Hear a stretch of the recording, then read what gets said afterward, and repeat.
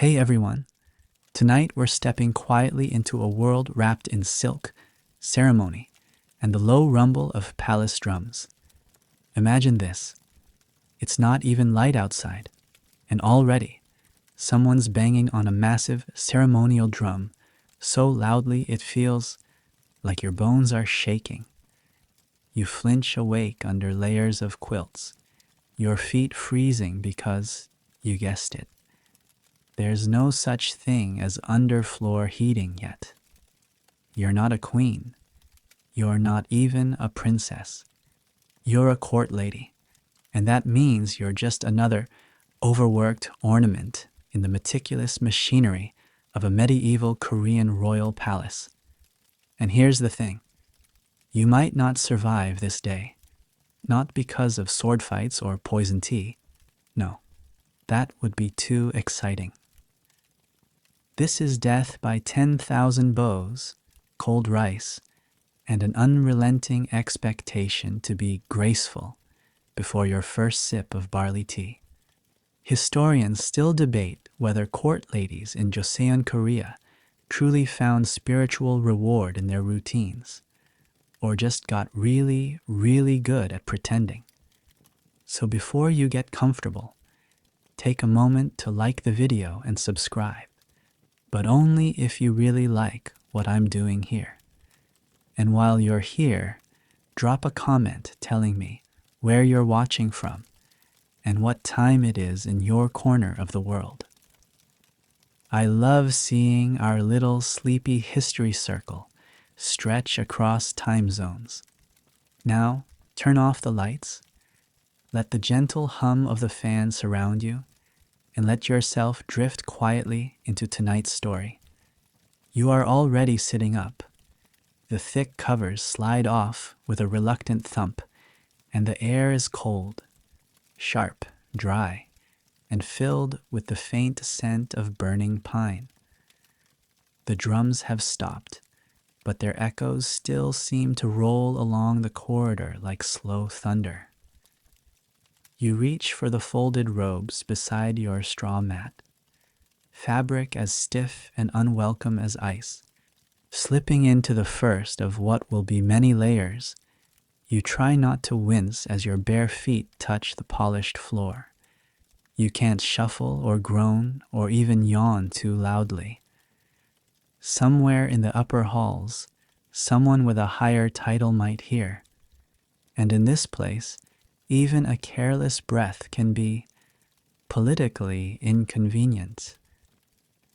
Your first duty is to present yourself in the Jade Hall courtyard.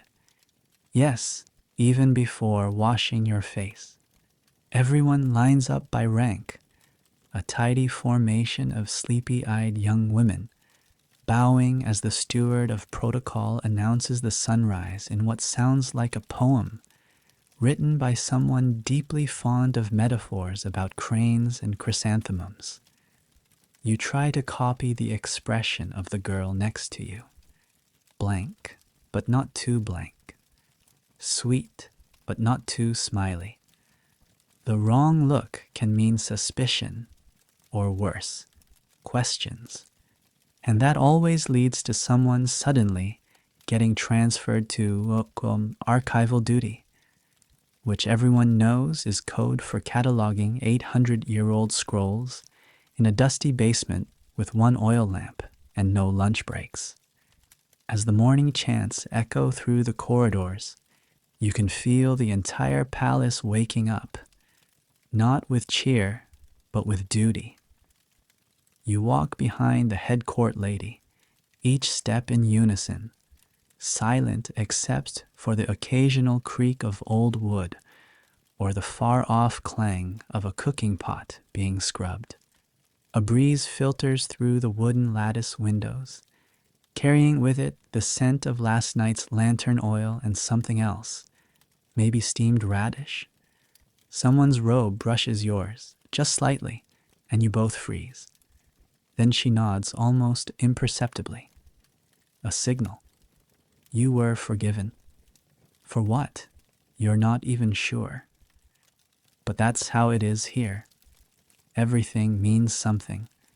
and nothing can be said out loud. You move like a ghost across the great walkway toward the outer veranda of the women's quarters. You will spend the next half hour listening to announcements, new rankings, who moved up, who moved down. One girl is praised for the perfection of her calligraphy. Another is quietly removed from the schedule. No reason given. At some point, a eunuch appears to inform you that a lady of the fourth rank has requested your presence for tea later in the week. This is not a request. You nod. You bow. You make a mental note to study which way her teacups face this month. Last season it was left side forward. If you get it wrong, she might not scold you, but she might mention your name to someone whose name really matters. There are no clocks here. Time moves through smells, sounds, and footsteps.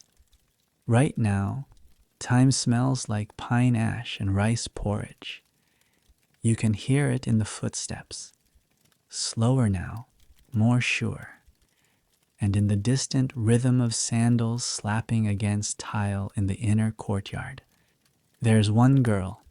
Everyone calls her Yunbi, though that probably isn't her real name, who always seems to know what's happening before it happens. She whispers that the Queen Mother is sick again, or maybe just pretending to be. Either way, it means the schedule might change.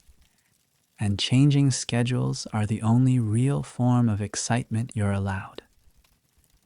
You finally reach the rear chamber, where breakfast is waiting. If you're lucky, you get a warm bowl of juk, thin rice porridge with something that might be a sliver of seaweed. The girl next to you has a more ornate dish. That means her status rose, again. You offer a polite smile. She doesn't return it.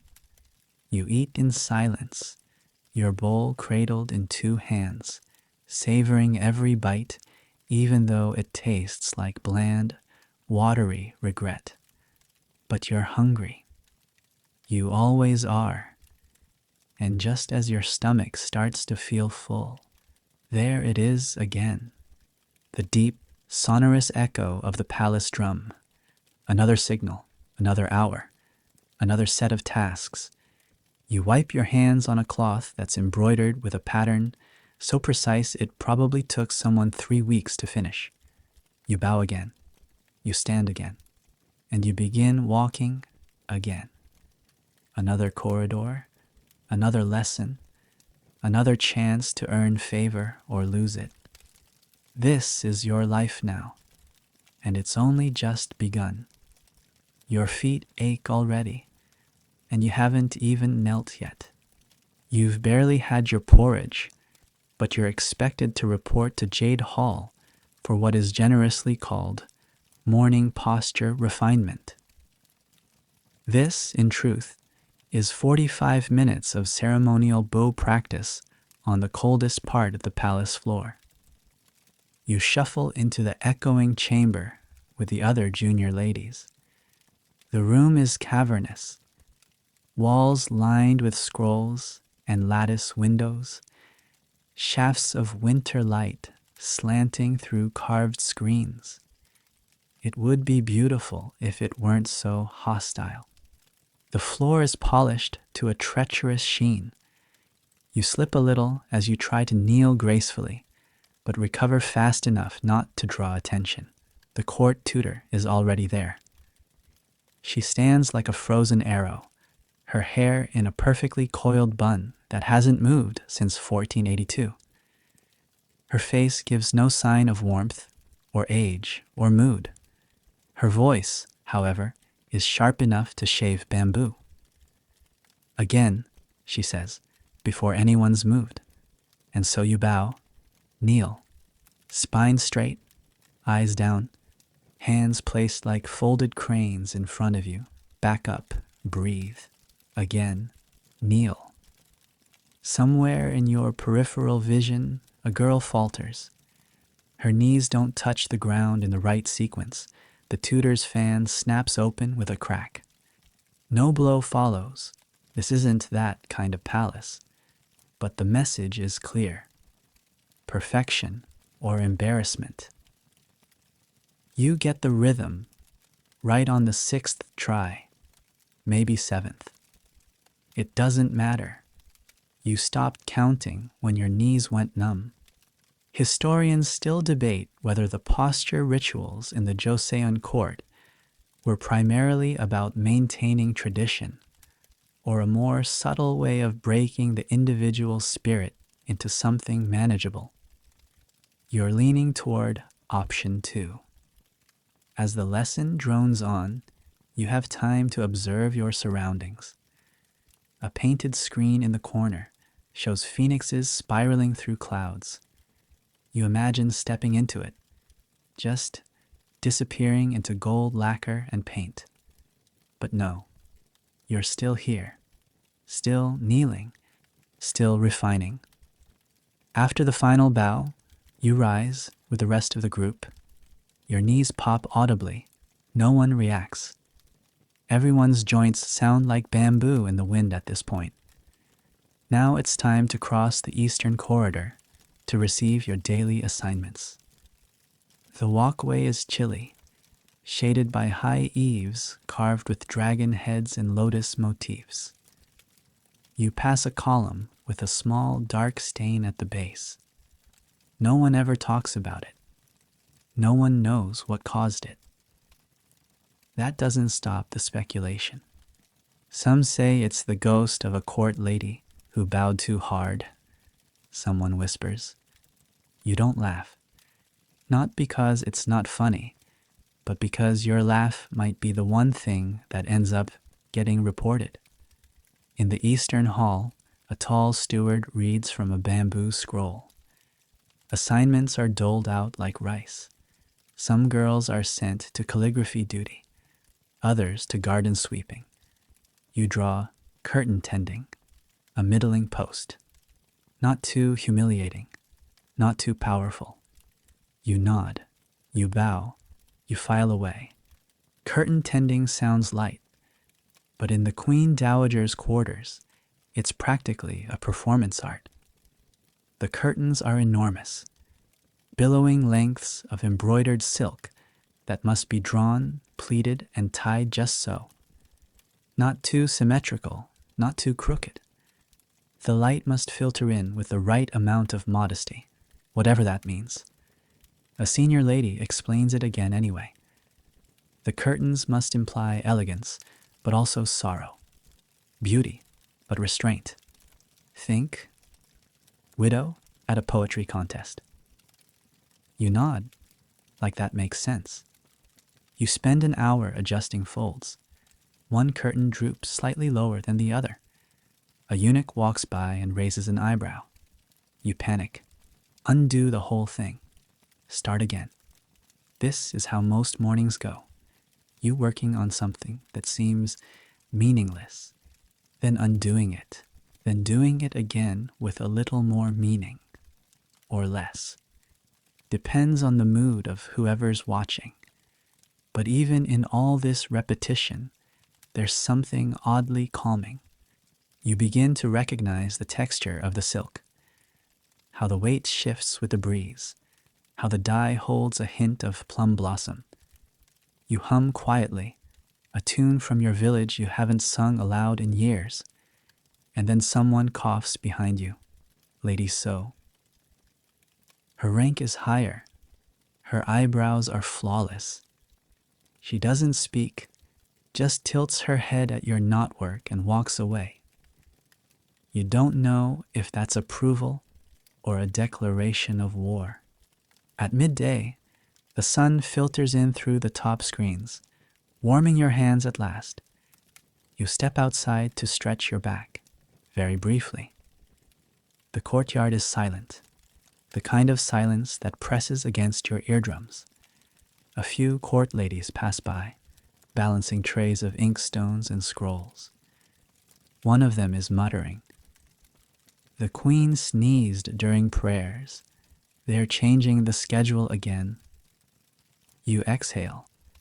Another scheduled change means another ceremony shuffle, which means all this curtain pleating may have been for nothing. Again, a little girl from the lower quarter, probably 11, maybe 12, approaches with a message scroll. She bows 3 times, hands you the note with trembling fingers, then scampers off before you can ask who sent it. You read it quickly. It's from the steward. The queen is feeling unwell. Your curtain tending has been moved to the Empress Dowager's tea chamber instead. You sigh. That means more stairs, more pleading, more bowing. But as you walk the southern corridor, a surprising thought floats up, light as ginkgo leaves in the wind. At least it's never boring. You don't even make it halfway to the tea chamber before being pulled aside by a steward with the posture of someone who hasn't sat down in a decade. He gestures silently, one hand flicked downward, palm stiff, toward a side hall you weren't expecting to visit today. The mistress of ritual studies wishes to see your form. He whispers, just barely audible. You nod. No questions, only more bows. This is a surprise, and not the good kind. The mistress of ritual studies is a living legend, not for kindness, not even for terror, just for being there, always, like a column. Her name, if she has one, has been lost to the junior ladies who whisper only her, or the one who hums. You're escorted into a small, dim room that smells like aged parchment and powdered camellia bark. A scroll unrolls itself in the back of your mind. Today's schedule was already dense, but now you'll have to squeeze in posture, curtain tending, and Her Majesty's ritual mistress, all before sunset. You kneel. Again, she doesn't speak. She hums. A long, reedy note that glides like smoke. Then, abruptly, show me your bow. You perform the motion you've repeated 100 times today, but somehow it feels like the first. Her eyes don't blink. Her fan doesn't move. For a second, you think she's fallen asleep sitting upright. Then, you bow as if wind might knock you over. You try again. No. You bow like a tree ducking a falling star. Again, she sighs. Better. That's the only compliment you'll get this week. She dismisses you with a finger twirl, and you back out of the room like a crab, eyes downcast. You try not to run, but you do walk faster than is officially elegant. Your next stop is the tea chamber, a room as lovely as it is impractical. The walls are latticed with inlaid mother-of-pearl cranes, and the floor is so shiny it reflects your worried expression back at you in full. It's also freezing. The only warmth comes from the tiny brazier someone set in the middle, decorative at best, ceremonial at worst. You are here to pour tea, not serve it, not drink it. Just pour it, then leave. But this isn't as simple as it sounds. The tea is a special blend of lotus, ginger, and dried gourd, boiled for 37 minutes and strained through silk woven from caterpillars that dined exclusively on mulberry leaves. You know this because you were tested on it last season. One of the court ladies got it wrong and was demoted to intermediate robe steaming, a task as fun as it sounds. As you lay the cups, porcelain painted with mountain scenes, you remember the last girl who dropped one. She didn't scream, but the silence afterward was worse. You pour, slowly. The tea glides like liquid gold, steam curling up like calligraphy. The noblewoman you're serving doesn't look at you, but the eunuch at her side does. You keep your eyes down, your breath shallow. 1 cup, then 2. A bow, and then you back away. Mission accomplished. No spills, no disgrace. No exile to scroll copying purgatory. You step outside, cheeks flushed, not from embarrassment, but the sheer pressure of existing without error. As you walk back through the corridors, a court lady named Hai-rin joins you. She's older, sharper, and always smells faintly of persimmons. She leans in. Did you see the queen's new comb? You shake your head.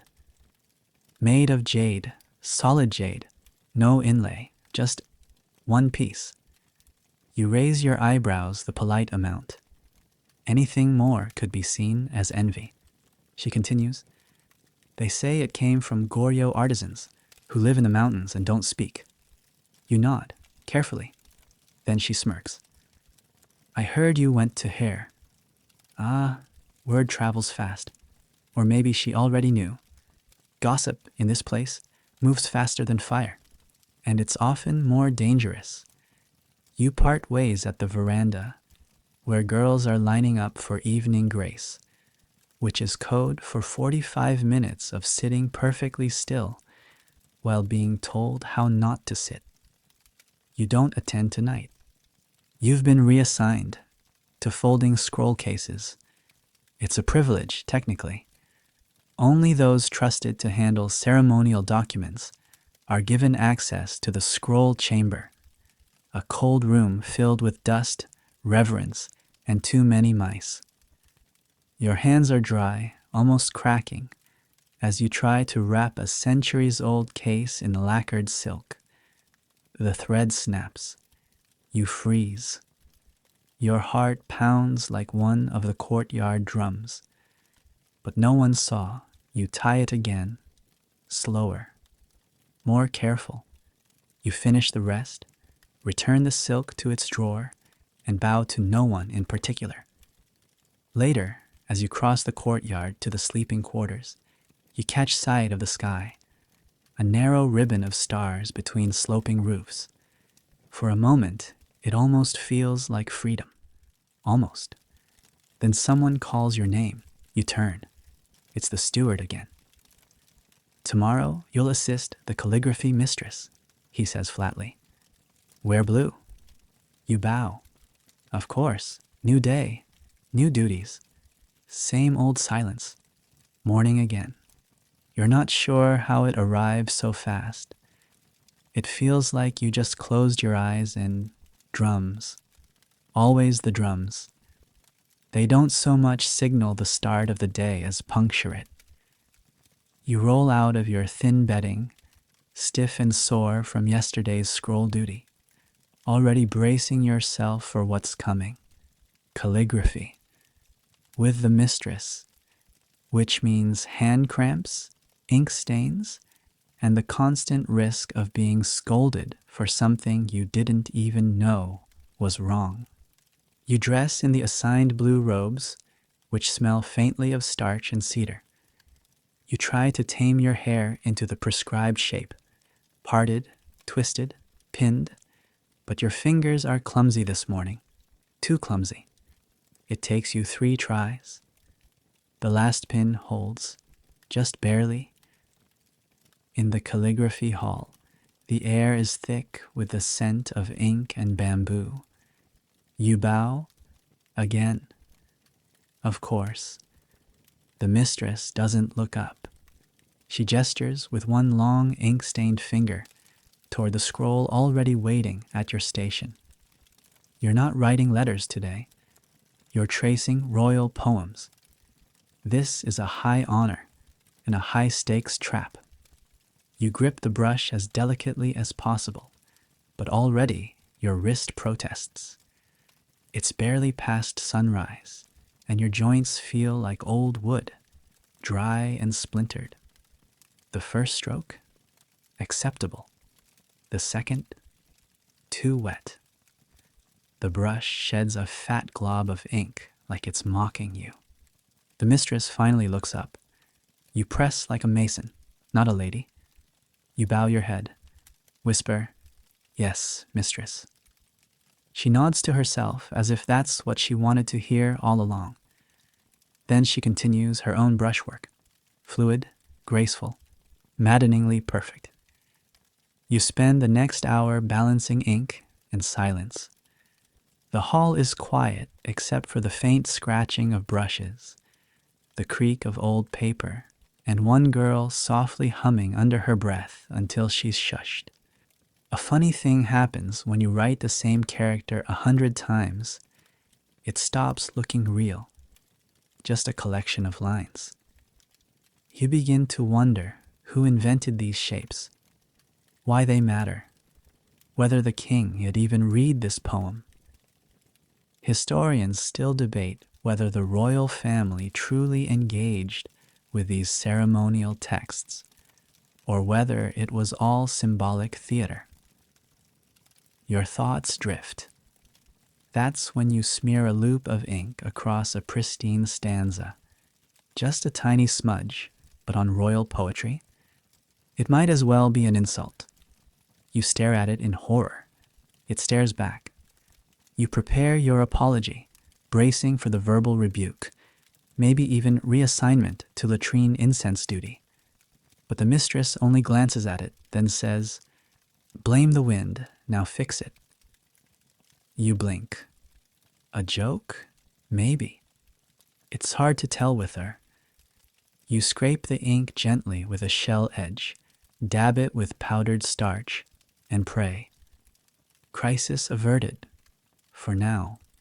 Mid-morning, you're assigned a motion rest, which is code for standing near the doorway and handing out ink cakes to higher-ranked ladies. It's still work, but no kneeling, no bowing, just being invisible. You stand next to the stone shelf, arranging black squares of ink that smell like burnt herbs and pine sap. One girl asks for 2 cakes. You give her one. She glares. You lower your gaze. She walks away with a huff, her shoes clicking like punctuation on tile. It's around then that Lady Min drifts in. She doesn't walk so much as glide. Her robes are always impeccable, and her eyebrows always look like they were drawn with a single divine brushstroke. Rumor says she once corrected a royal tutor's pronunciation in front of the queen, and survived. She doesn't ask for ink. She just looks at you and says, "They told me you're from Gyeongsang." You nod, carefully. She tilts her head. "Is it true what they say about how you all eat dried anchovies with plum syrup?" You blink. "Yes," you say, "on festival days." She nods slowly. And walks away. What just happened? A test? A genuine question? A new flavor of insult? You won't know until someone else brings it up over barley tea and thin smiles. By midday, you're granted 15 minutes of rest. You slip outside into the side garden, just a narrow strip of trees and gravel path behind the scriptorium. The light is soft. A sparrow hops along the stones.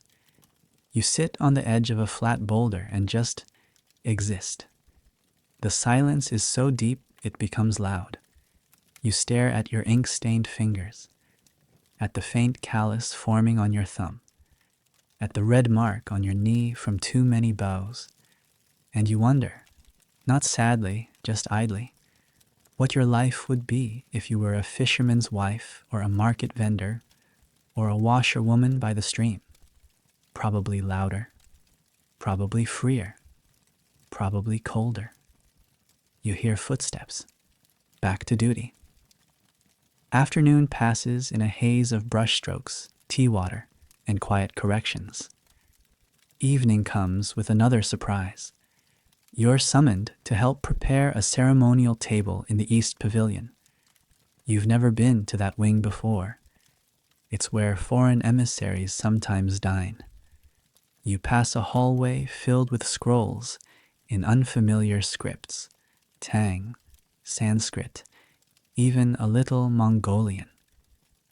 You wonder if any of those characters ever smear their ink. Probably not. You're tasked with placing tiny lacquered plates in a perfect spiral on a red silk cloth. The food isn't real. It's a symbolic offering. Dried fish, pressed persimmons, chestnuts arranged like flowers. You touch none of it. You only arrange and bow and step back. It's beautiful, like a painting you helped compose, and it will vanish in an hour. As the evening bell rings, you return to your quarters, fingers still smelling of pine ink and old fruit. You curl under your thin blanket, finally horizontal, and just before sleep takes you, you whisper to yourself, "Don't press the brush too hard." You wake up stiff and full of dread, which is a pretty standard way to start the day in the inner court. Today's assignment? Kitchen duty. Specifically, preparing rice for the senior lady's midday meal. Now, rice sounds simple, right? You boil it, you eat it. End of story. Not in the royal palace. This is the Joseon dynasty, where rice must be washed with water from the second basin. Never the first, never the third. Stirred with a spoon carved from chestnut wood and steamed exactly 16 minutes over pine charcoal. Anything less would dishonor centuries of ancestral palate refinement. Also, you're not even allowed to taste it. You shuffle into the palace kitchen, a surprisingly low-ceilinged space filled with clatter, smoke, and the faint scent of sesame oil. It's louder here than in the rest of the palace, which is a kind of relief. You don't have to whisper so much. You just work. You join a line of girls, each with a task. One is peeling lotus roots so thinly you can see through them. Another is slicing garlic with a blade so small it looks like it came from a hairpin box. Your job is to rinse and portion the rice, exactly 24 scoops per tray, not one grain over.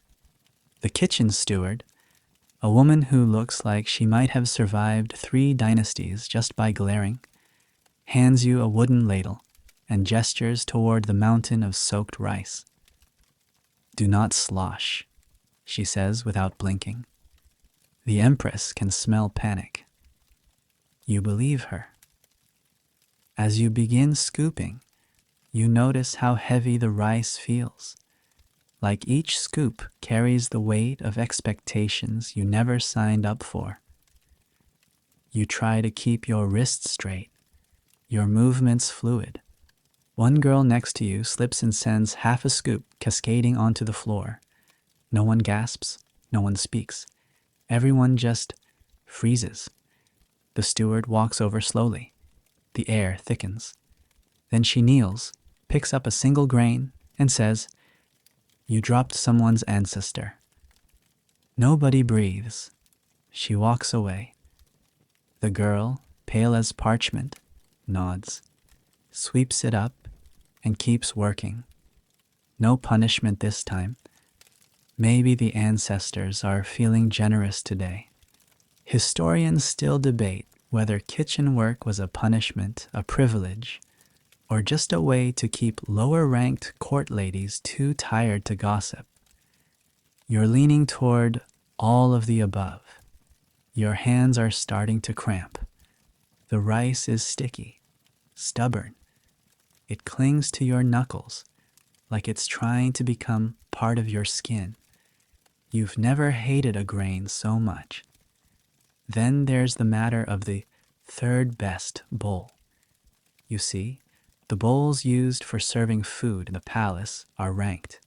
Yes, ranked. There's the emperor's, of course, carved from white jade. Then the queen's, slightly smaller with golden rim. And then the third best bowl, passed down to the highest ranking concubine or ceremonial steward depending on the week's gossip. You're told to polish this one. It's silver, slightly tarnished. You're given a cloth and a bit of vinegar water. You polish and polish and polish until your fingers smell like old coins. By the time the rice is steamed and plated on intricately patterned trays with pickled radish slices shaped like flowers, you're exhausted.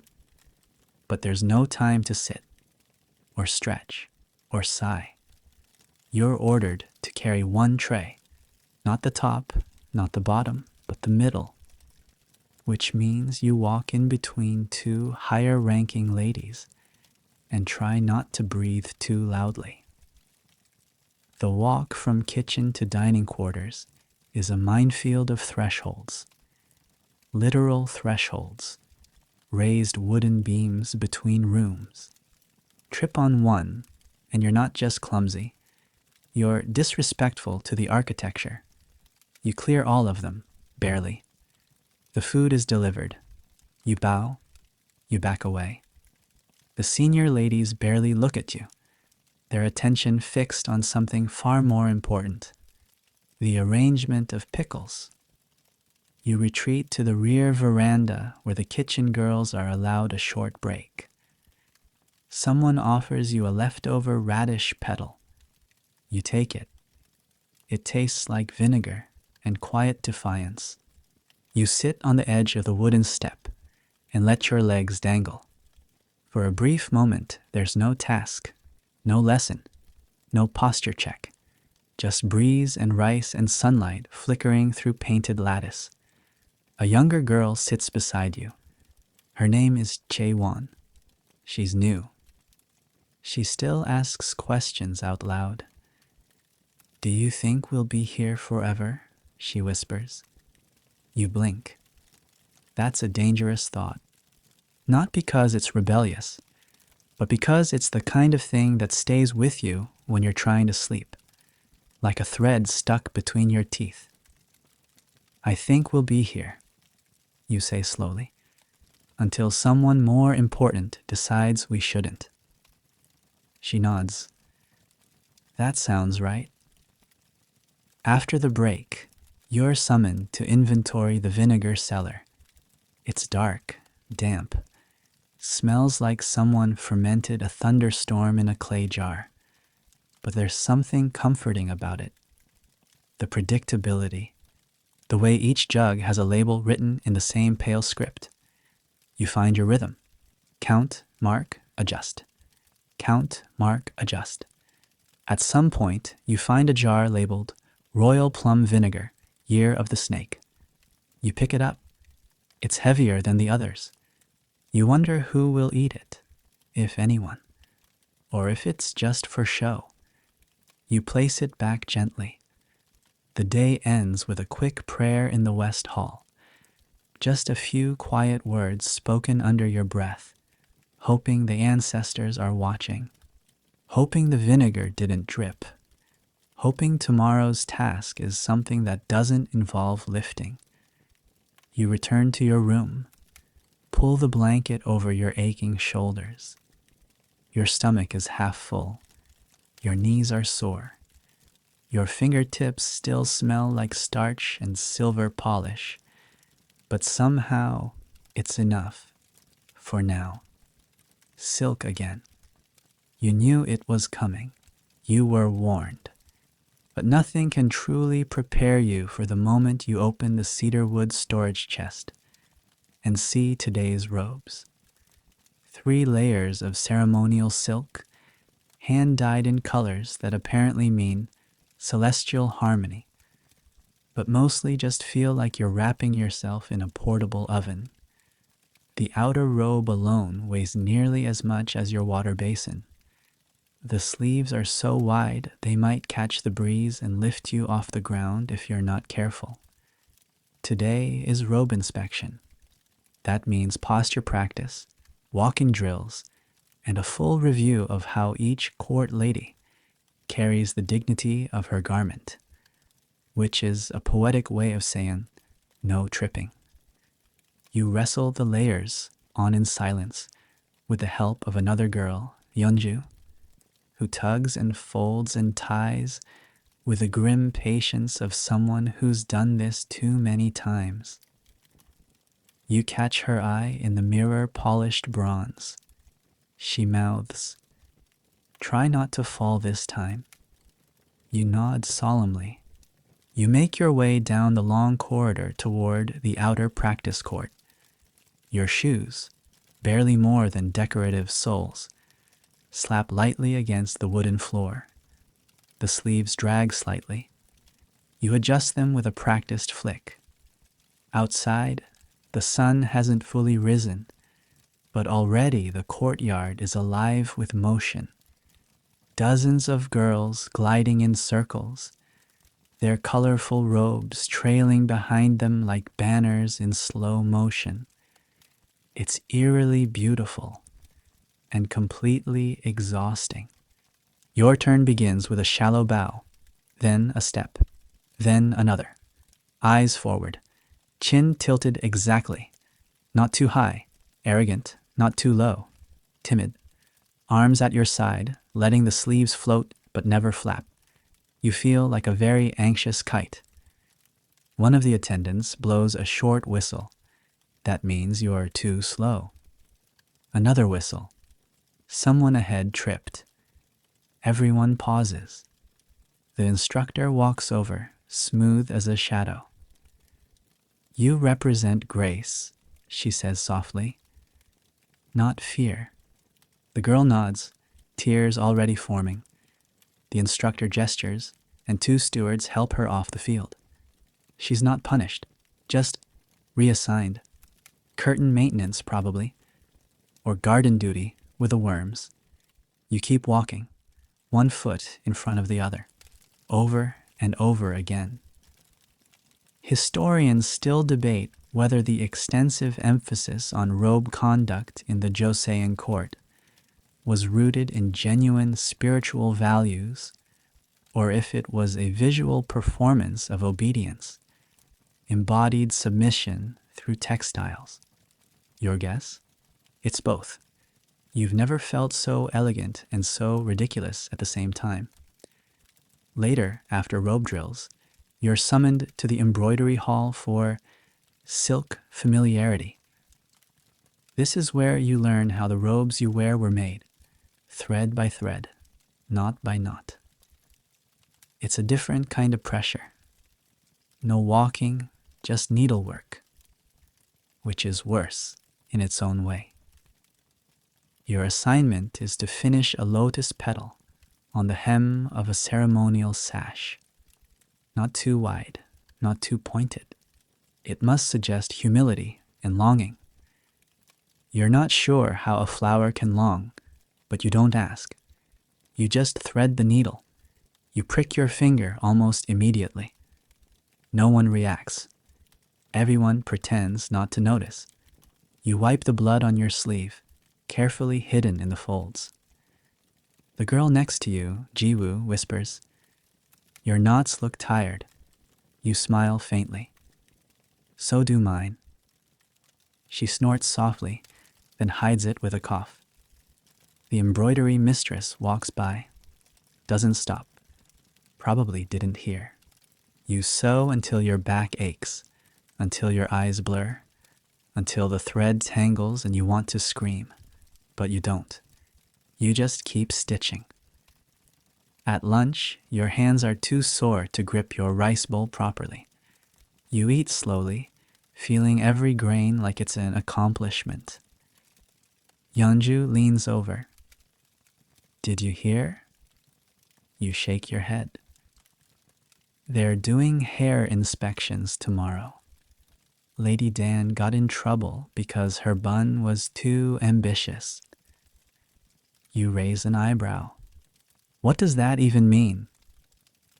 "No idea, but someone said it looked like she was trying to seduce the crown prince. through geometry. You nearly choke on your radish. After the meal, you're assigned to robe storage. This is where old ceremonial garments are kept, dozens of them, folded and stacked with terrifying precision. Your job is to catalog their condition. You work with gloves, touching only edges. Some robes are so old they crumble slightly when moved. Others still smell like incense from ceremonies held decades ago. One has a stain shaped like a bird.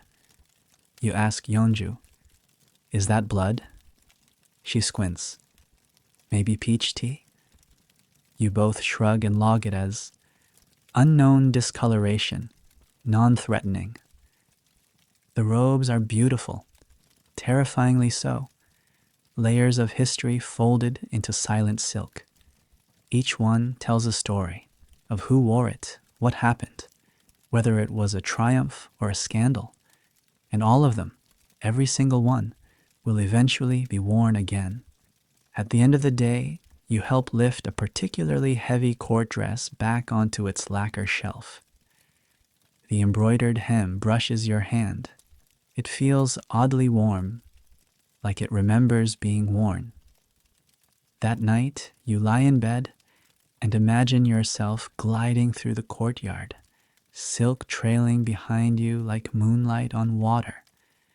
You imagine moving so gracefully, no one could ever whistle you off course. You imagine the robe carrying you for once. You fall asleep before your knees can ache again. The palace whispers louder than it speaks. And today, the whispers are all about the queen's hair. Apparently, she had it restyled this morning. Something subtle, something regal, but also something controversial.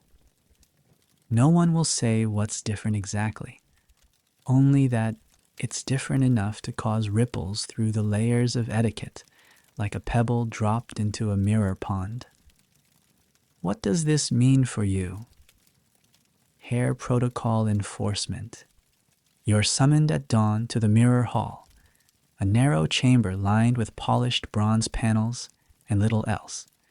No furniture, no cushions, just a row of stiff-backed girls, and one very large table covered in pins, combs, and powder. A hoarse voice greets you.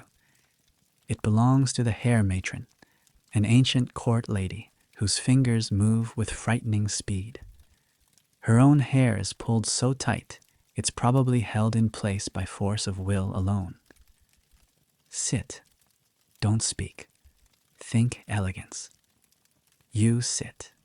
And she begins. The first step is untangling. Not brushing, untangling. With a comb carved from oxhorn and shaped like a crescent moon. Every stroke feels like it's pulling the secrets out of your scalp.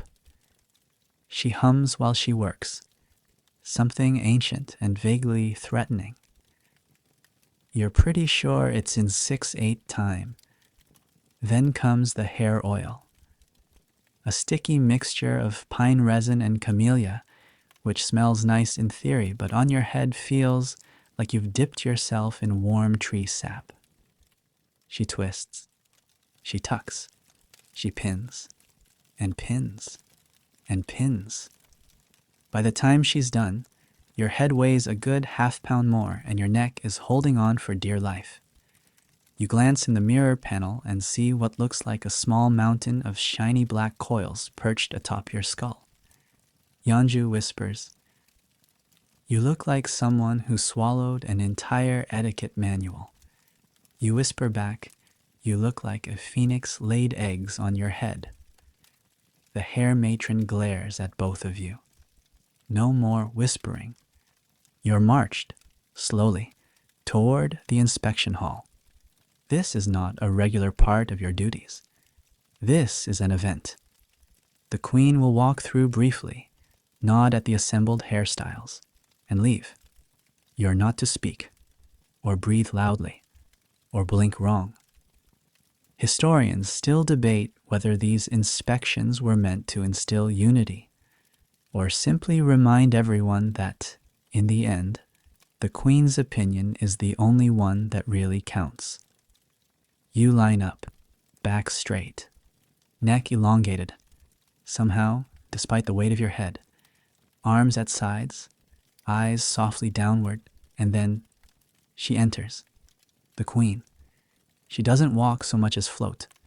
Her robes whisper as she moves, embroidered phoenixes dancing across crimson silk. She says nothing, just pauses before each of you, her gaze sliding like water across your head. You hear her whisper to her attendant, too formal, too common, acceptable. Unfortunate. You don't know which one was you, but she keeps walking, which means you're safe, for now. When the inspection ends, you are finally allowed to sit and undo the masterwork that was your hairstyle, a process that takes nearly as long as the styling itself. The pins come out like a magician, pulling swords from a hat. Your scalp breathes again. You almost cry from the relief, but you're not done yet. This afternoon's assignment, hosting a gossip walk. Yes, that's a real thing. Technically called observational court leisure. You and a few other ladies are to stroll around the garden paths, casually but gracefully, while discussing nothing of consequence. The purpose? To appear at ease, so that visiting scholars and guests see how harmonious the inner court life is. You walk in slow loops near the lotus pond, discussing which shade of blue best conveys modest triumph, and whether Lady Min's new slippers are fox fur or just unusually fluffy silk. A squirrel darts across the path. One girl shrieks, too loudly. That earns a glance from the steward posted nearby. She immediately recovers. I was startled by the symmetry of its movement, she says. Good save. At one point, you and Yeonju break off from the group and rest briefly beneath a cherry tree that hasn't bloomed yet. She sighs. Do you ever wonder what they'd do if we just ran? You raise an eyebrow. Ran? Just took off. Through the front gate. Down the hill. Past the guards. Out into the city. You consider it, then shake your head. Our shoes would betray us, you say. She grins. True. Before you can reply, a young eunuch approaches. He bows and hands you a sealed scroll. From the poetry mistress. You take it, bow in return. The others peer at it with subtle curiosity. You open it slowly. It's an invitation. You're to join a listening circle tomorrow morning, an intimate recitation of seasonal verse in the Jade Pavilion. Only 8 ladies are chosen. You've never been picked before. You show Yeonju. She whistles. Impressive. Try not to yawn. You both laugh, softly, carefully. The squirrel returns. This time, no one shrieks. The sun begins to dip low, casting long golden rays through the latticework and onto your dust-sprinkled sleeves. You return to your chamber, fingers sticky with camellia oil, your scalp still tingling from the weight of royal approval. Tonight, you sleep a little taller, hair unbound, secrets folded neatly under your pillow. You wake up to rain. Not a dramatic storm, just a steady, relentless drizzle that turns the palace tiles slippery and the courtyards into shallow lakes. The sound is oddly comforting, like someone gently drumming on 1,000 tiny drums at once. But rain also means trouble. Ceremonial paths become hazards. Slippers soak through. And worst of all, the open-air Jade Pavilion, your poetry venue for the morning, is now a damp, echoing shell with questionable roof integrity. You're not sure whether the event will be cancelled, which means you must still prepare as if it won't. That means robes, powder, posture, and of course, the poetry scroll. You've been given a single verse to read aloud. You practiced it 10 times last night by candlelight, repeating it in your head until you could hear it in your dreams. It's about a crane flying over a frozen stream, an elegant metaphor for seasonal renewal or, possibly, loneliness. Historians still debate whether this poem was written by a court poet or adapted from an older Chinese text that nobody can agree how to translate. You whisper the lines once more as you smooth your sleeves. When you step outside, your feet splash into a shallow puddle. The world smells like rain, wood, and ink. You move carefully, trying not to slip, already imagining the horror of reciting poetry with a wet robe. In the Jade Pavilion, an emergency tarp has been strung up overhead. Silk, of course, dyed green to match the garden. It drips occasionally. One unlucky lady is seated directly beneath a leak, her expression the perfect balance of composure and quiet suffering. You take your place in the circle, 8 of you, each with a scroll, each pretending you're not shivering.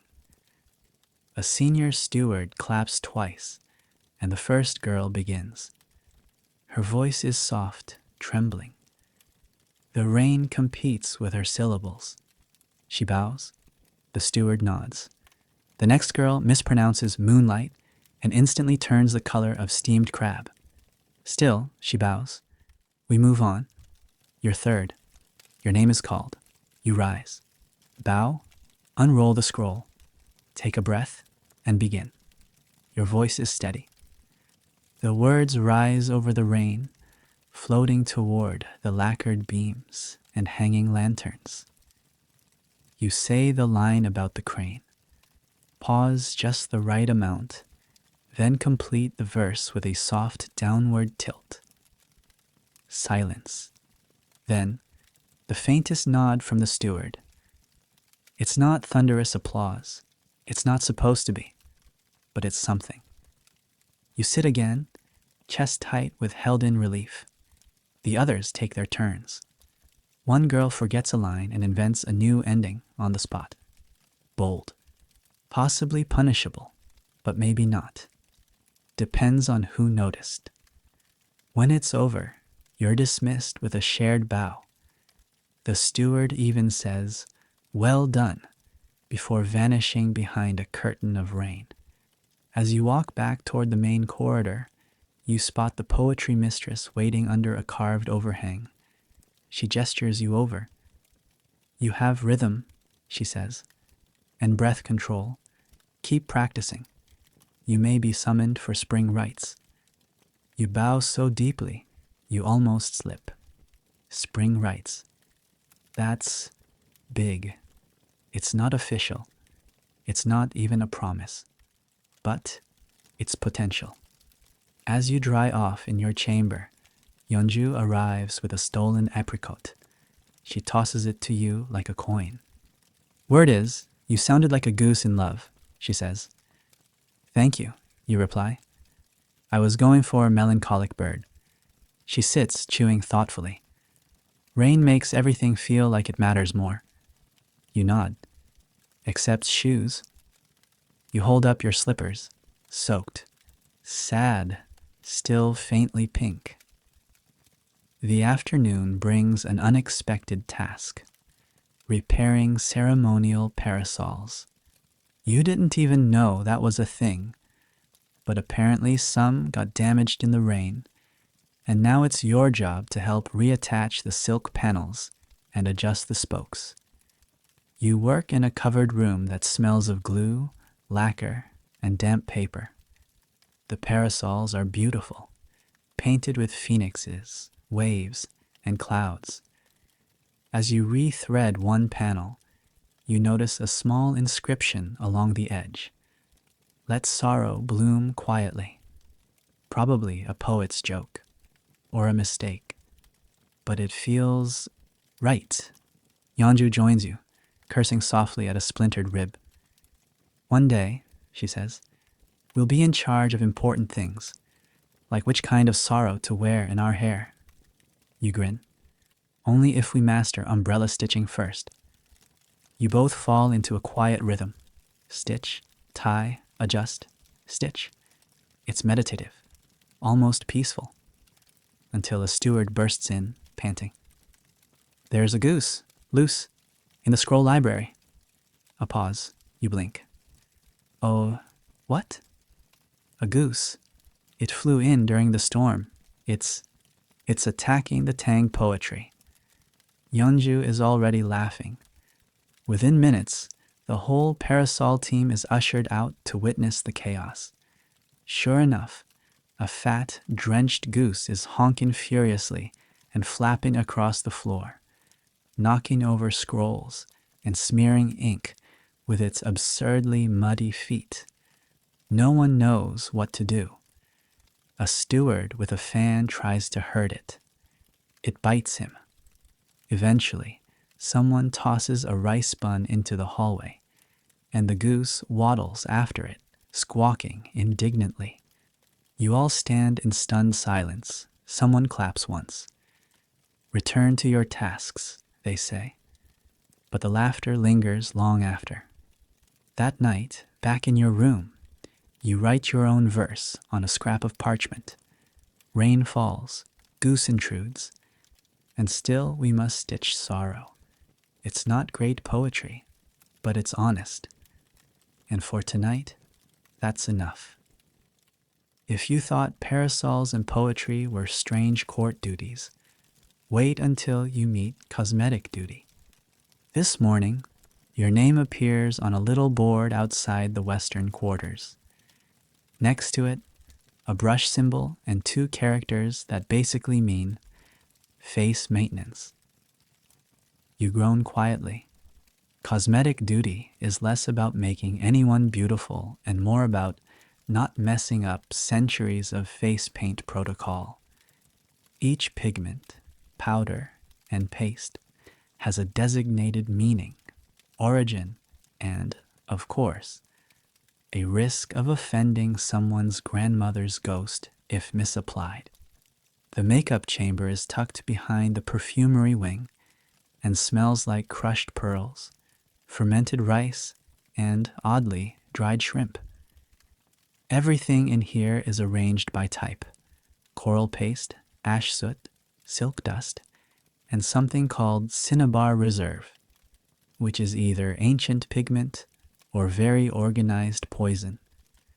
Today's subject: Lady Yang, a high-ranking noble woman with a reputation for silent judgment, and forehead jewels so sharp they could probably reflect criticism back into your soul. You and 3 other girls are handed brushes. Your job? Apply the cheek tint, subtly. Like a whisper, the matron says. A whisper of vitality. You dab the brush into the coral pigment, inhale slowly, and lean in. Lady Jang doesn't blink, doesn't move. You could swear she's asleep with her eyes open. You dab once.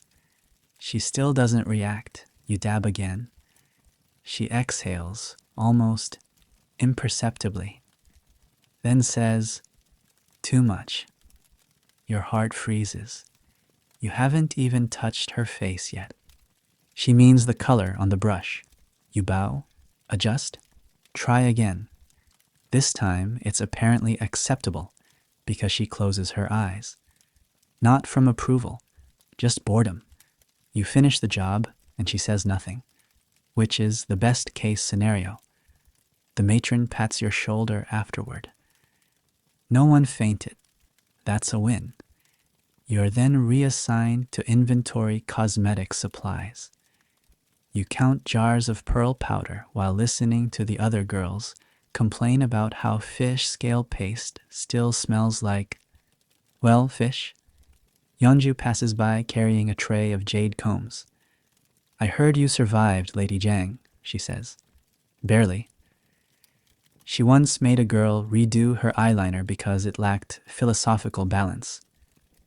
What does that even mean? No one knows. She had it engraved on a comb, though. You both laugh. Quietly, as always. After lunch, the matron surprises you with a second assignment. You are to assist in making face powder for an upcoming seasonal banquet. This is not as simple as it sounds. The powder must be made by grinding dried lily petals, mixing them with crushed rice, and sifting the mixture through a silk cloth that must be stretched at exactly 60 degrees over a polished stone bowl. Too loose, and the powder clumps. The matron warns. Too tight, and it blows away, just like a noble woman's patience. The grinding takes hours. You think your arm might fall off. Your fingers are dusted pale, your lungs full of floral residue. At one point, a sneeze almost ends the whole operation. You clamp your nose and blink rapidly, trying not to ruin 2 hours of careful work. Somehow, you manage. The matron sniffs the finished batch and nods. Passable. You may live. You feel like you've been knighted. Later that day, you overhear 2 older court ladies discussing ancient beauty trends. During the Goryeo period, they used powdered jade for eyeliner. One says, the other hums. Explains the blindness. Oid. Historians still debate whether these cosmetic practices were rooted more in aesthetics or superstitions. Some texts claim that the correct lip tint could attract good fortune. Others say certain eyebrow shapes were believed to ward off bad dreams. Right now, your eyebrows are doing their best just to stay symmetrical. The final task of the day is organizing the hairpin drawers. This is sacred territory. Each pin has a name, a history, and a favored owner. You touch them carefully. Gold, jade, coral, silver filigree shaped like flowers, birds, even tiny fans. You find one that's missing a gemstone. Should I repair this? You ask the assistant matron. She shakes her head. No, that one belonged to Lady Seo. She lost the stone during an argument with her sister. We keep it that way. You keep the broken one. It tells a story, she says. It's an odd kind of museum, but one where no one talks about the exhibits out loud. Evening falls. You return to your room, skin faintly scented with lilies and fish scales, hands still cold from the silk bowl. Yeonju enters. Behind you, her hair lopsided from a too-fast undoing. Next time I'm going to mess up the eyeliner on purpose, she says. Maybe they'll ban me from beauty duty. No, they won't, you reply. They'll assign you to mirror polishing. She shudders. I'd rather befriend the goose. You both collapse into your mats. The sky outside is dark. The rain now just a whisper. You drift off to sleep wondering what your face would look like without all the powder, without all the rolls, just you. You never thought you'd start a day with an audience of eunuchs, and yet here you are, standing just off the inner courtyard, while a parade of palace eunuchs marches by, carrying scrolls, baskets of fruit, and in one case, a very confused duck. This isn't a formal event. It's just a Thursday. But you've been told to observe the administrative process, which is another way of saying, stand here, look alert, and try not to faint from boredom.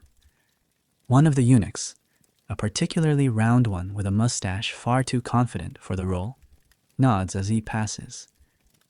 You bow. Of course. The younger eunuchs trail behind, whispering to each other in that rapid, rehearsed hush that says they're gossiping but doing it professionally.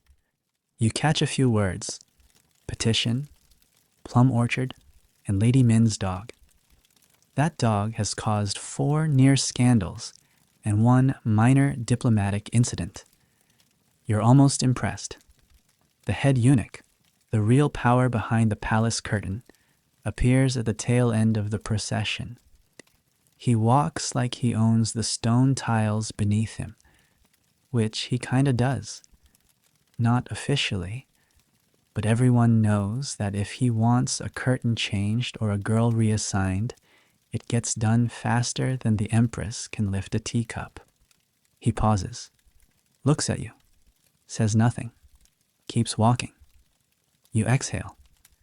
Later, during your break, Yeonju joins you under the shade of a persimmon tree. She's eating something that suspiciously looks like forbidden candied chestnut. Did the head eunuch look at you? She asks. You nod. She whistles. That's either good or terrifying. You take a bite of the chestnut. Definitely forbidden. Absolutely worth it. Today's task is strange, even by palace standards. You're assigned to help organize the archive room of ceremonial requests, basically a storage closet for scrolls, where noble families once begged the court for things like marriage approvals, land decisions, and exemptions from pig taxes. It smells like history and mildew. You open one scroll from 1372. It reads, "My cousin's husband has fallen ill with a curse after touching an improperly aligned doorway. We request 3 days of lantern cleansing." You blink, then file it under Ritual Miscellaneous. Another scroll requests permission to construct a 5th rice storehouse to keep the village from arguing over winter portions. You wonder if they ever got it. Some of the requests are heartbreakingly human. One reads, "We ask for forgiveness for our daughter, who laughed during the rain ceremony. She has since wept for 3 days." You fold it gently, whisper, "I believe you," and place it in the reviewed pile. Historians still debate whether these ceremonial requests were ever truly read by the royal court, or if the act of writing them was more important, a kind of ritualized hope that someone, somewhere, would care. Midway through the day, you find a scroll with no date, no signature, just a single line, "I miss my sister." You sit with that one longer. You don't file it. You hide it, tucked under a fan-shaped box no one opens anymore. Later that afternoon, you're given a surprise invitation to the Jade Garden for seasonal observation. That means sitting still in a beautiful place for an hour while pretending not to look bored. You're placed beneath a maple tree, its red leaves dancing in the breeze. A poet might say the leaves are whispering secrets. You think they're just falling out of spite. Still, it's peaceful. The kind of peace you rarely get in this place. No footsteps, no scrolls, no pressure. Just wind and red leaves, and the occasional lizard darting across a rock like it's late for a meeting. You find yourself drifting, not asleep, not awake, somewhere in between. You think about that sister scroll, about the eunuch parade, about the duck. Then you hear someone crying, soft, distant. You scan the garden, and there, behind a stone lantern, you see a girl, probably new. Her hair is still too neatly pinned. She's holding her knees and trying to be silent. You hesitate. You're not supposed to move during a seasonal observation, but this isn't the kind of place where crying goes unnoticed. It's the kind where crying earns you attention, and that's usually worse. You rise quietly, walk over, sit beside her, say nothing. After a while, she sniffs and says, "They told me I'd be a musician." You nod. "They told me I'd get to play for the Queen." You nod again. "They didn't say I'd be tuning zithers in a room that smells like boiled socks." You chuckle. She almost smiles. You leave a handkerchief in her lap and walk away before anyone sees. Dinner is quieter than usual. Even Yeonju doesn't have a joke. Before bed, you peek into your drawer of trinkets. You don't have much, just a broken comb, a piece of silk that used to be part of your first robe, and now, that anonymous scroll. "I miss my sister." You unfold it once more, read it again, then fold it carefully. Tonight, you don't dream of titles or poetry or the Queen's comb. You dream of home, of a voice calling your name through the persimmon trees, of someone who used to braid your hair before the court required it to be done by strangers. And you sleep with your hand over your drawer, guarding the only real things left. There's a rumor floating through the palace this morning, soft, breathless, and suspiciously well-timed. Apparently, one of the lesser concubines smiled at a visiting official too kindly during the incense ceremony yesterday. Nothing happened. At least, nothing that anyone can confirm. But the very fact that people are whispering about it, that's enough to send shockwaves rippling through the porcelain cups at breakfast. And because palace logic works in mysterious ways, that means you are now assigned to decorum study, which sounds dignified, but mostly involves sitting in a cold room, while a protocol tutor reads from a massive book called The Harmonious Expressions of Womanhood. It's as fun as it sounds. You kneel on a woven mat while the tutor, an elderly woman with a voice like dry paper, reads aloud passages like, "A lady's glance should be moonlight, not sunshine, not candlelight, but moonlight." She says this without irony. You begin to wonder whether anyone has ever spontaneously combusted from internal sarcasm. On your left, Yeonju is furiously scribbling notes, not because she finds it useful, but because she once made the mistake of not taking notes and was made to recite from memory while balancing a ceramic bowl on her head. She's never forgotten the weight or the shame. The tutor continues. "A court lady shall not cross her arms, tilt her head too sharply, nor express disapproval through aggressive blinking." You blink slowly, passively, acceptably. By midday, your legs are numb, and your soul has gently departed your body. After decorum class, you're herded into a smaller room for posture correction. Again, this time with emphasis on noble stillness. You sit. You balance a book on your head. You try not to sneeze. Someone does sneeze. The tutor looks up, doesn't say a word, just adds another book. Historians still debate whether these stillness lessons were genuinely meant to instill grace, or were simply a quiet form of non-lethal torture. Probably both. After lunch, plain barley rice with a sad pickled gourd slice, you're assigned to gesture rehearsal. Now, if you thought bows were the only thing court ladies needed to practice, allow me to introduce you to the gesture lexicon. 37 distinct hand motions, each with a specific emotional purpose. There's the welcoming sweep, the gracious departure, the apology wrist fold, and the dreaded double lotus regret. You don't even want to know what caused the invention of that last one. You and 8 other girls line up in the east veranda and begin the sequence. One steward calls the name. Another observes your arms like a hawk. Gracious departure. Neat.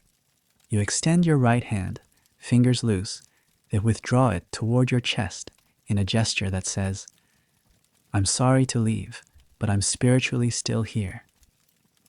Apology wrist fold. You cross your hands over your lower chest, palms slightly curled, head tilted left, but not too left. That's a separate gesture called sisterly remorse. After 45 minutes, your shoulders ache and your elbows have developed opinions. But you're getting good. You even get a rare nod of approval from the steward. He says, "Acceptable," which in palace terms is like being knighted with a ladle of golden soup. Yeonju leans in. "Did you see Lady Dan's wrist fold? I think she accidentally did the morning-in-law variation. Tragic. She'll never live it down." You both sip barley tea under your breath, trying not to burst out laughing. But the real highlight of the day comes in the afternoon. A surprise demonstration from the Queen's personal etiquette master. A mysterious, famously elusive figure who rarely appears before junior court ladies. She enters silently, dressed in layers of seafoam green and pale ivory, her hair coiled like the top of a pagoda. She doesn't speak at first, just bows, perfectly. Then, with a flick of her fan, she says, "Etiquette is not about rules. It is about shadows." You all blink. Your presence must move like a shadow, seen, felt, but never imposing. The perfect court lady leaves no trace, and yet she is unforgettable. She begins to walk, slowly, demonstrating how to enter a room without turning her back on the most senior figure, how to sit without causing her robe to ripple, how to pour tea as if it is being summoned rather than served. You are hypnotized. It's like watching a painting come to life and gently remind you that your posture is embarrassing. Then she points to you. "Try." You freeze. She gestures again. "Stand, pour." You rise, step forward. Take the ceramic pot, hands steady, spine straight, and begin to pour. You imagine yourself a shadow. You imagine moonlight. You imagine the Queen not watching. The tea lands smoothly. No spills. She nods. Again, slower. You pour again, slower, softer. She smiles. Better. Then she leaves. Just like that. Gone like mist. You stand frozen for a moment, unsure if what just happened was real or a very elegant fever dream. That night, Yeonju mimics the Queen's master for fun. She flutters her sleeves around like wings and says, "You must become a suggestion, not a person." You almost snort tea through your nose.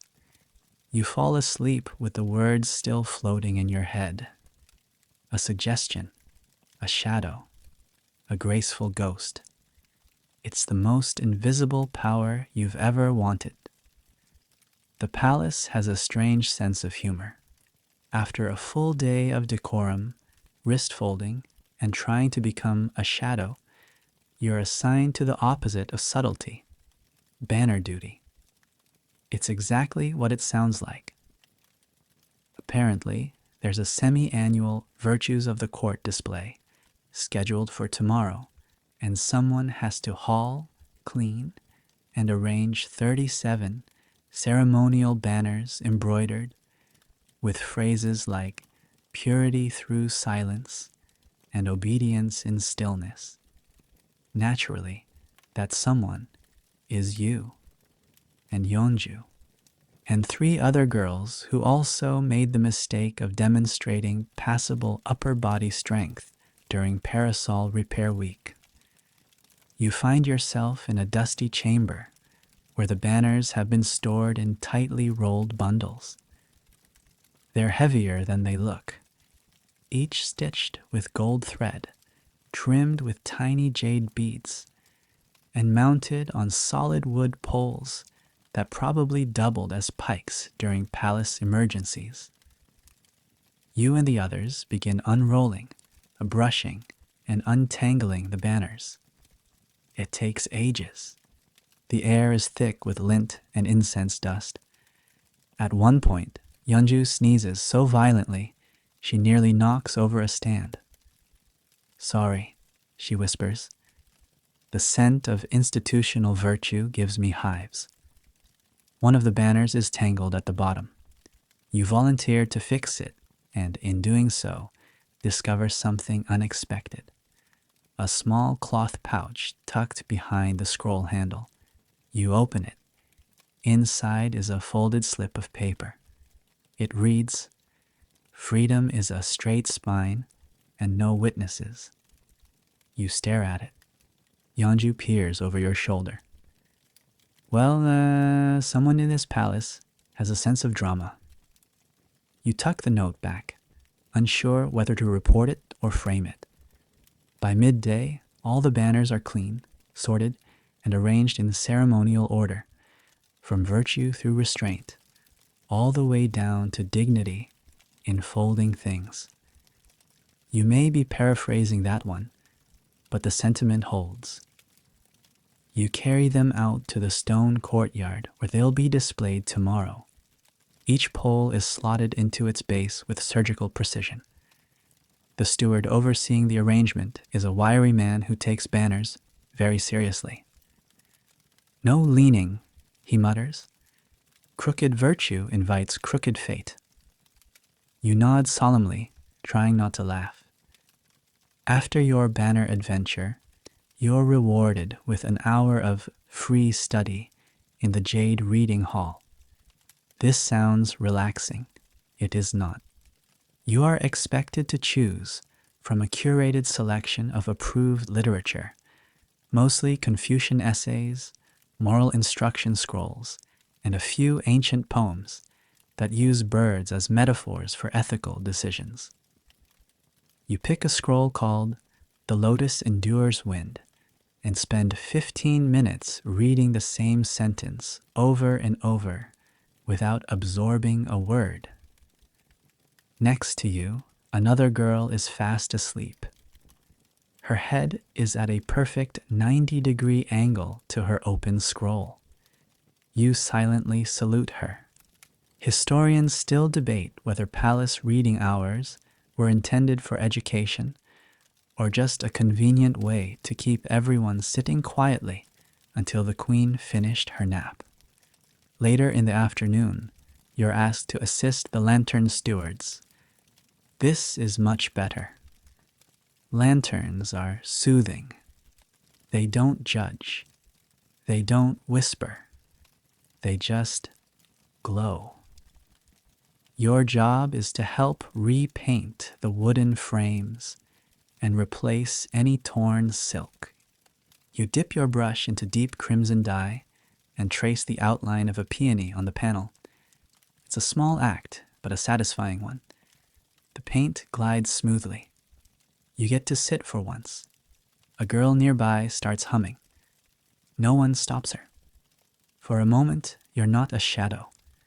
You're not a banner. You're just a person painting a flower. Yeonju finishes a lantern shaped like a turtle and holds it up. "Do you think this looks wise enough?" You nod. "It looks like it's read all the scrolls and judges us silently." She beams. As the sun sets, you help hang the completed lanterns along the outer colonnade. One by one, they flicker to life. Red, gold, soft pink, glowing gently against the encroaching dark. The effect is magical. It doesn't feel like a place of rules and rituals. It feels like a festival, a dream, a world waiting to breathe. You linger a moment too long. A steward clears his throat. You bow and return to your quarters. That night, you and Yeonju don't say much. You lie on your mats, listening to the wind rattle the hanging jade beads of the banners outside. They tinkle softly, like wind chimes laced with centuries of obedience. You think about the note. Freedom is a straight spine and no witnesses. You wonder who wrote it, whether they're still here, whether they left, whether they ever straightened their spine and walked out. And if they did, where did they go? You fall asleep imagining it, walking past the banners, past the courtyard, past the walls, head high, spine straight, no one watching. And somewhere out there, maybe that person is painting lanterns just for joy. You wake up to silence, not the comforting, gentle kind, the ominous kind. No drums, no footsteps, no early shouts from the kitchen courtyard. Just quiet. Too quiet. You and Yeonju exchange looks. She's halfway through pinning her hair. You're still pulling on your underrobe. You both freeze. Listen.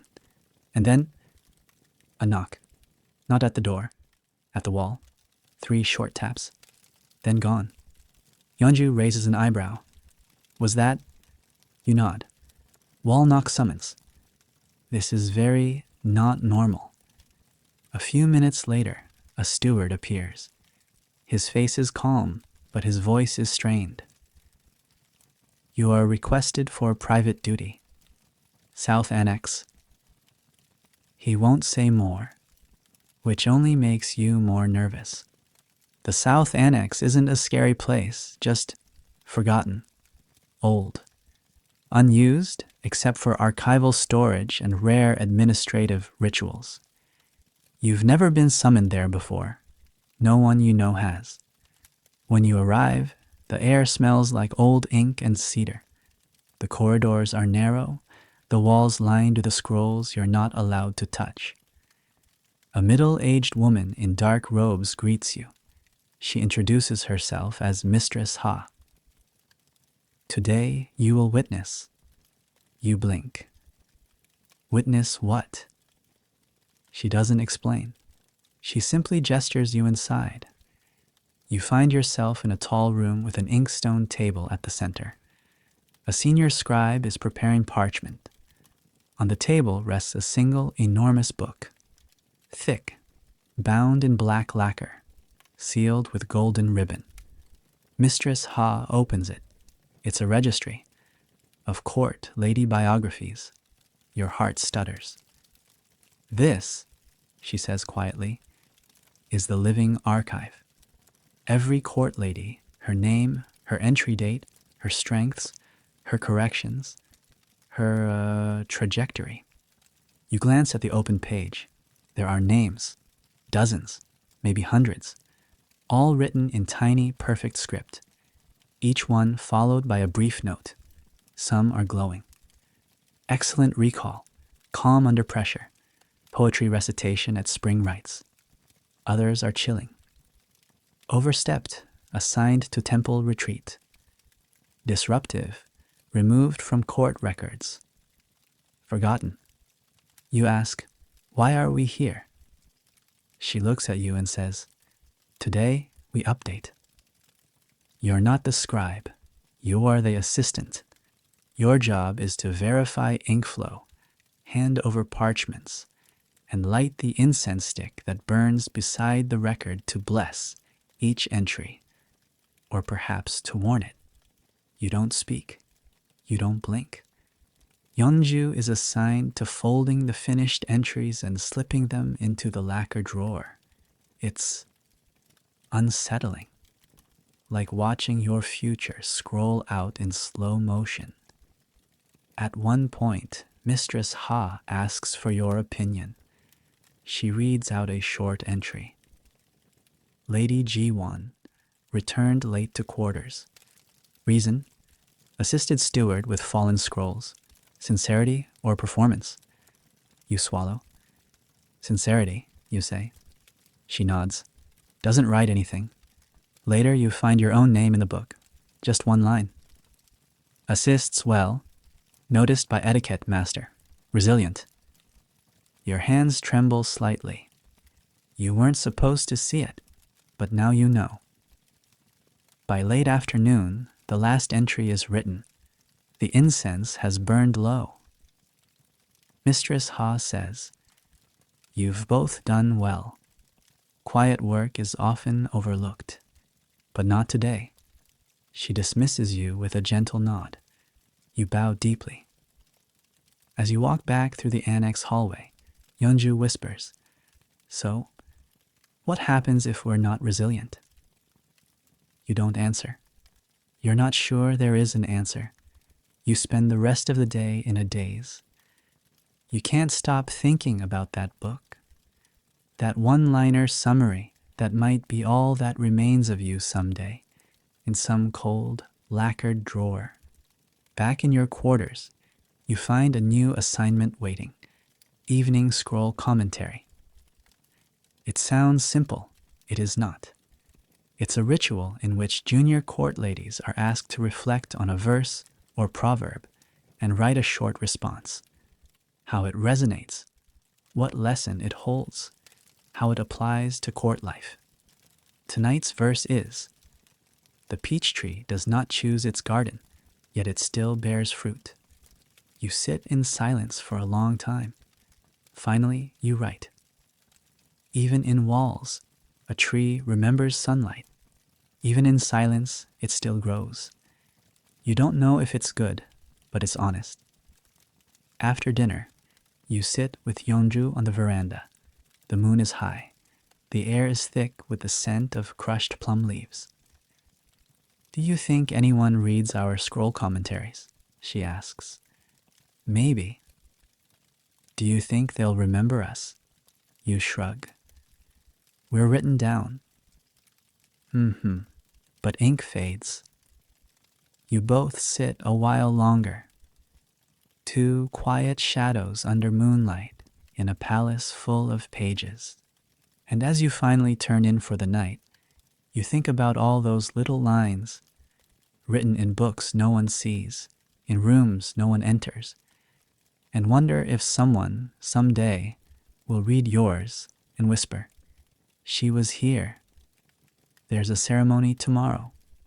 Not a major one, no visiting envoys, no royal birthdays, but an important seasonal rite, all the same. The first dew offering, a quiet event marking the shift into late autumn, symbolic, brief, painfully intricate, and for some unfathomable reason, you've been assigned to assist in preparing the ceremonial table. It's an honor. It's also a nightmare. You report to the Hall of Seasonal Rites just after sunrise. The steward in charge greets you with the usual warm detachment. She's already surrounded by boxes, carved lacquer trays, bundles of white cloth, polished rice cakes shaped like chrysanthemums, and a suspicious number of decorative gourds. Your job is to arrange.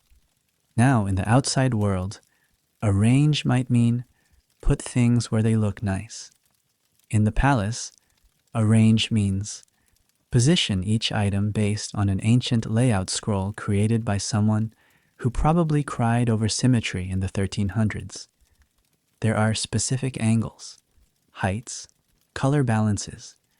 Each object must face true east unless the moon is in retreat, in which case, west. There is no moon today. You double check. You begin with the lacquer bowls, black and red, alternating. Each one cradles a single item: steamed chestnut, candied gourd, honeyed rice cracker. They don't touch. That would be vulgar. They also don't stack. That would be rebellious. You spend 20 minutes repositioning a radish slice by 3 millimeters. The steward nods. Better. You move on to the dewdrop jars. Glass vessels so thin they look like they could collapse under a strong thought. They're supposed to hold water collected before sunrise. Technically, it's just clean well water, but it's passed through silk cloth and called dew, which apparently makes it sacred. One of the jars has a slight fingerprint on its rim. Yeonju, who's arrived to assist, squints at it. That's probably a crime. You wipe it off with fear and silk. The final touch is the centerpiece, a folded poem about the beauty of decay, written by the queen herself, or more likely, by someone who writes like the queen. You're instructed to unfold it just enough for the calligraphy to be felt, not read. You stare at it. How do you... The steward gently taps your hand, like mist over ink. Of course, historians still debate whether these ceremonies held actual spiritual weight or whether they were carefully orchestrated performances of virtue. As you position a sugared pine cone beside a symbolic duck-shaped cookie, you suspect it's a little of both. By midday, the table is ready, and it's stunning, a poem of food and form and gesture. So still, it might as well be breathing, and tomorrow it will vanish. You are dismissed early with a rare compliment. You showed restraint. You return to your quarters and collapse onto your mat for a brief nap. Your dreams are full of floating radishes and judgmental gourds. When you wake, Yeonju appears with a scroll in her hands and a gleam in her eye. Guess what I've got? You sit up slowly. She unrolls it. It's not an assignment. It's a guide to fan language. Yes, fan language. Apparently, in some corners of the court, subtle fan gestures are used to communicate. A flick to the left means bored. A closed fan on the lap means stop talking. A half-open fan over the mouth? Interesting. Keep going. You stare at it.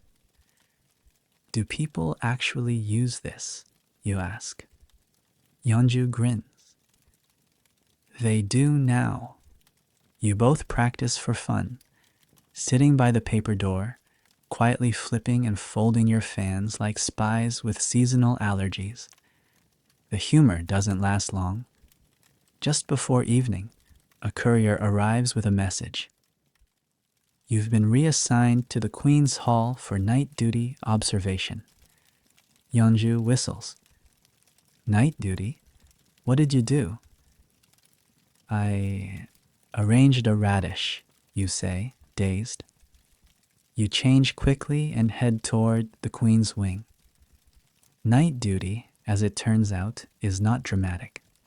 You sit outside the Queen's sleeping chamber on a woven mat, listening for disturbances, waiting to deliver messages if needed. You are not to speak unless spoken to. You are not to move unless summoned. And so you sit and wait for hours. The Queen does not summon. The night deepens. The hall is bathed in blue shadows. Oil lamps flicker quietly. Somewhere down the corridor, someone snores with the rhythmic dignity of old age. You shift your weight slightly. Your foot is asleep. You try to pretend it's not. And then a soft voice. Girl. You stiffen. Rise. Step closer to the curtain. Yes, Your Majesty. A pause. Then, did the dew jars shine? You blink. Yes, Majesty. They were perfect.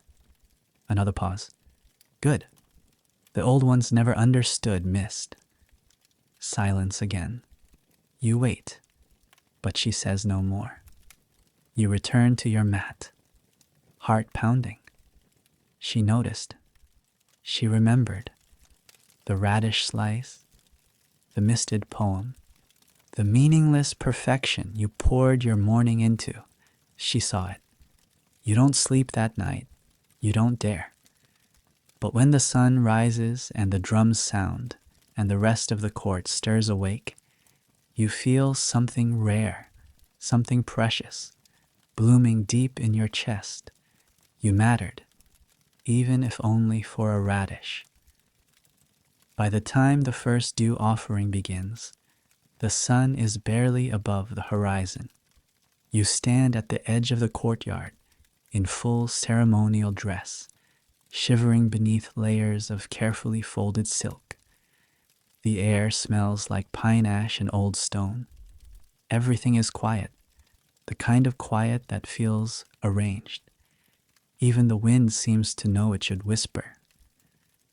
The queen steps forward first, gliding across the flagstones like her feet aren't real. She wears lavender silk embroidered with cranes.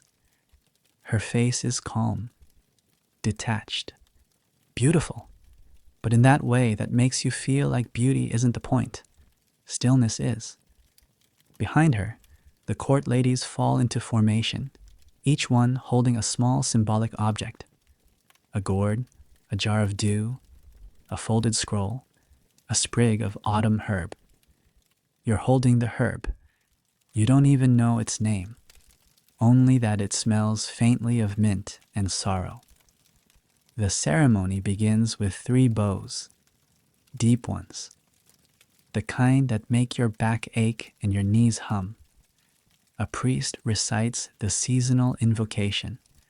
He's very old, with a voice like paper rubbing against stone. You don't understand half of it.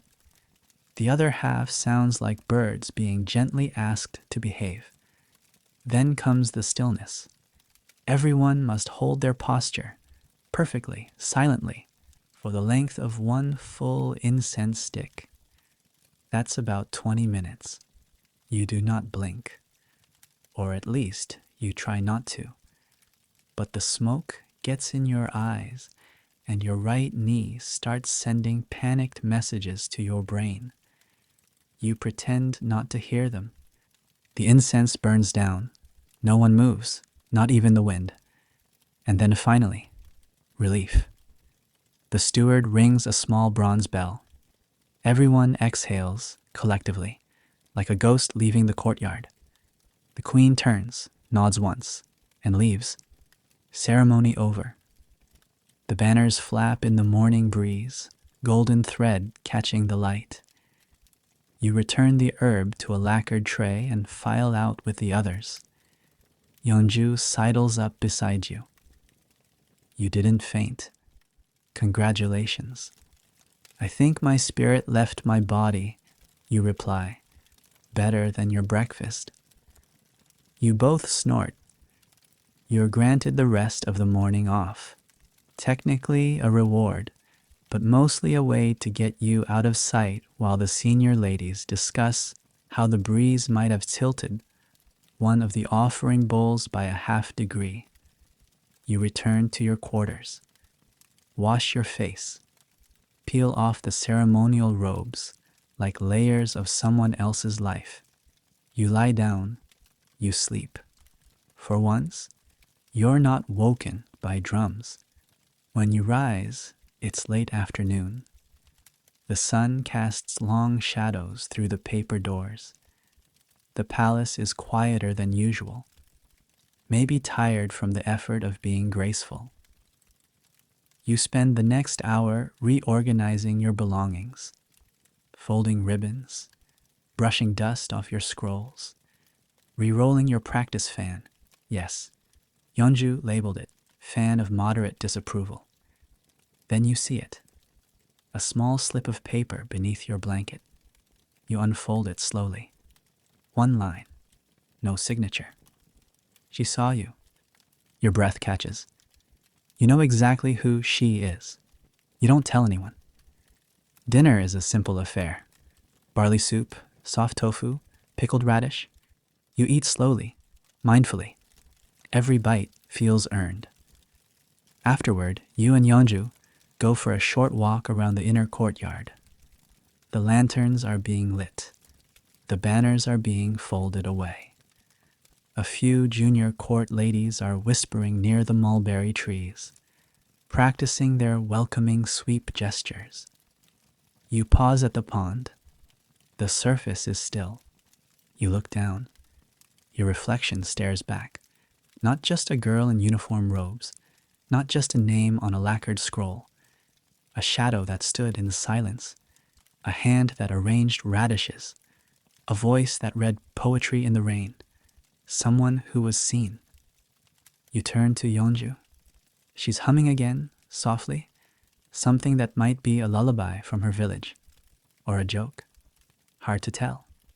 She asks, "If you weren't here, where would you be?" You think. "Somewhere noisy." She nods. "Yeah, with bad food." You both laugh. Night settles in. A few stars blink to life above the courtyard roofline. A crane lets out a low, polite squawk in the distance, probably objecting to the dew jars. You return to your quarters. Wash your hands in cold water.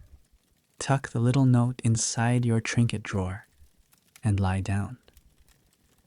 The mat feels softer tonight. The walls less heavy. You close your eyes. And just before sleep takes you, you whisper, to no one in particular, "I saw her too." You dream you're walking through the palace barefoot. No robes, no duties, no assigned posture. Just soft stone beneath your feet and moonlight slipping through the wooden lattice like it's trying to tell you something. You pass the Queen's garden, the abandoned scroll chamber, even the embroidery hall. No one stops you. No one sees you. You wake up with that same quiet inside your chest, like something's shifted, barely, but enough. Today's assignment is strange. You're told to assist with portrait preparation. You're not painting, thankfully. You're just helping organize the room and set the mood. Because apparently, before a court portrait is painted, everything must be perfect. The incense, the lighting, the flowers on the table. Even the background color of the screen must reflect the sitter's current virtue alignment. You don't even know what that means, but you nod and get to work. The subject today is Lady Min. You've seen her dozens of times. Tall, sharp-eyed, intimidating in that way only people who've never dropped a spoon can be. She enters the room like it's bowing to her. She doesn't speak to you, but her eyes flick toward the flower arrangement you've placed behind her stool. "Too assertive," she says. You don't ask what she means. You simply remove the red peony and replace it with a sprig of white plum. She nods. The painter arrives soon after, an old man with ink-stained fingers and a beard that seems to brush his collar like a companion. He begins sketching without a word. You're to stay silent, hold the incense, watch the scene. It's quiet work, but deeply surreal. Lady Min doesn't move, not even a blink. She's mastered stillness in a way that's almost eerie. You catch yourself wondering how you would look in one of these portraits. What pose they'd choose. What scroll they'd lay beside your name. Probably not a portrait at all. Maybe a footnote, a detail in the corner, a background plum branch. Historians still debate whether these portraits were genuine likenesses or idealized masks, crafted not to reveal, but to preserve an illusion of rank and grace. Looking at Lady Min now, it's hard to tell which version you're seeing. By the time the painter finishes his sketch, Your legs are cramping, but you remain still. He finally exhales and says, "She's not beautiful." Everyone freezes. Then he adds, "But she's undeniable." Lady Min smiles, slightly, which is the closest thing to applause you'll see today. You help clean the brushes. The room slowly returns to normal, the spell of stillness broken. You're dismissed with a nod. No words, but that's enough. On the way back, you find Yeonju in the garden courtyard. She's holding a worn scroll.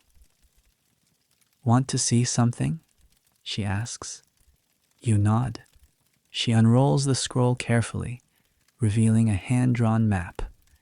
Not of the palace, but a fictional version of it. Imagined courtyards, secret passages, gardens that bloom only under starlight. "I made it," she says, a little shyly. "If the palace could dream, this is what I think it would look like." You stare at it. The lines are delicate, playful. There's even a pond shaped like a teardrop, a tower labeled "Room for Loud Laughs." You smile. There's no etiquette chamber. Exactly. But is that a goose sanctuary? Obviously. You laugh. She rolls the scroll back up and tucks it into her sleeve. Sometimes you need to imagine a palace that lets you breathe. You nod. Sometimes you need to believe it's real. That evening, there's a surprise performance in the southern courtyard.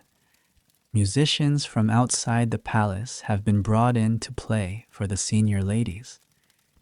You're not on the guest list, but you're assigned to carry cushions. So you sit at the edge, out of sight, barely noticed, and let the music drift over you. The instruments, gayagiyum, hegum, bamboo flutes, spill notes into the night air like soft rainfall. You close your eyes, let yourself drift. One song is slow, with long pauses between notes. Another is playful, like someone trying not to giggle while walking on tiptoes. You glance at the queen, seated far across the courtyard. Her expression is unreadable, as always, but her fingers tap slightly against the armrest, and you think, maybe she hears it too. When the performance ends, the cushions are collected. The guests disperse. The musicians vanish into the shadows like the music never happened. You linger for a moment longer, looking up at the night sky. A shooting star crosses overhead. You forget to make a wish, but somehow that feels all right. You return to your room. Yeonju is already asleep, one arm draped over her imaginary map like it might float away without her. You lie down, close your eyes, and let the song play again, this time inside your head, carrying you somewhere quieter, somewhere better, somewhere the palace might yet dream. You wake to the sound of bells, not the deep, ceremonial bells from the high towers. These are softer, higher pitched, like wind chimes stirred by someone who wants to seem polite while still causing chaos. They mean one thing: protocol emergency. You sit up immediately, hair a mess, robes tangled around your legs. Yeonju is already halfway through getting dressed, mumbling something about emergency fans and blaming the head steward. "What happened?" you ask. "No idea, but everyone's been summoned to the inner garden for an urgent posture display." You blink. "Posture? Again?" Yeonju shrugs. "Apparently someone bowed incorrectly yesterday, and now we all suffer." Idiom. This, of course, is entirely in keeping with palace logic. 10 minutes later, you and half the court ladies are lined up in the dew-damp grass, backs straight, arms precisely folded. A panel of etiquette officials walks slowly down the line, inspecting everyone like your flower arrangements that might suddenly decide to wilt. No one says a word, but the tension is thick enough to wrinkle silk. At one point, one of the stewards pauses in front of you. He squints, tilts his head. You freeze. He adjusts your shoulder by half an inch, then moves on. You exhale so quietly, it qualifies as an act of stealth. The emergency drill lasts an hour. The mistake? Apparently, someone's right hand was placed over their left during a formal introduction instead of under. A breach of hierarchy so grave that the heavens may never forgive us.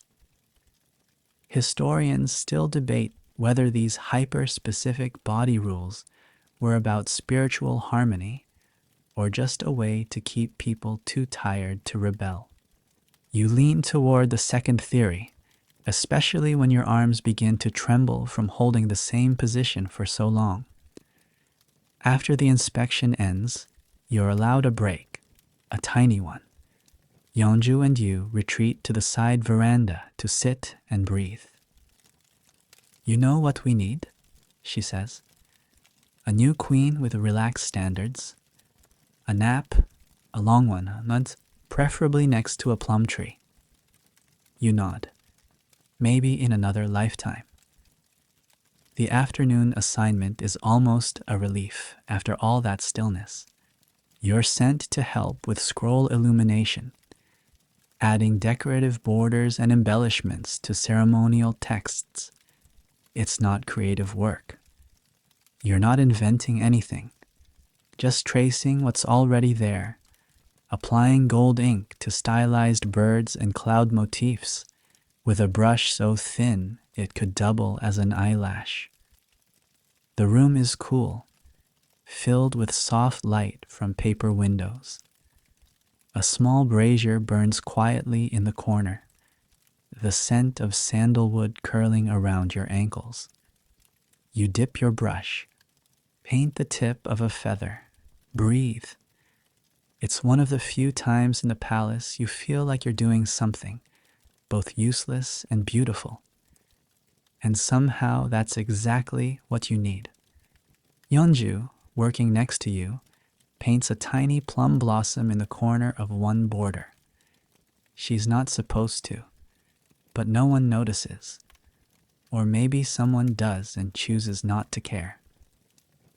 When you're finished, the master of the scriptoria checks your work.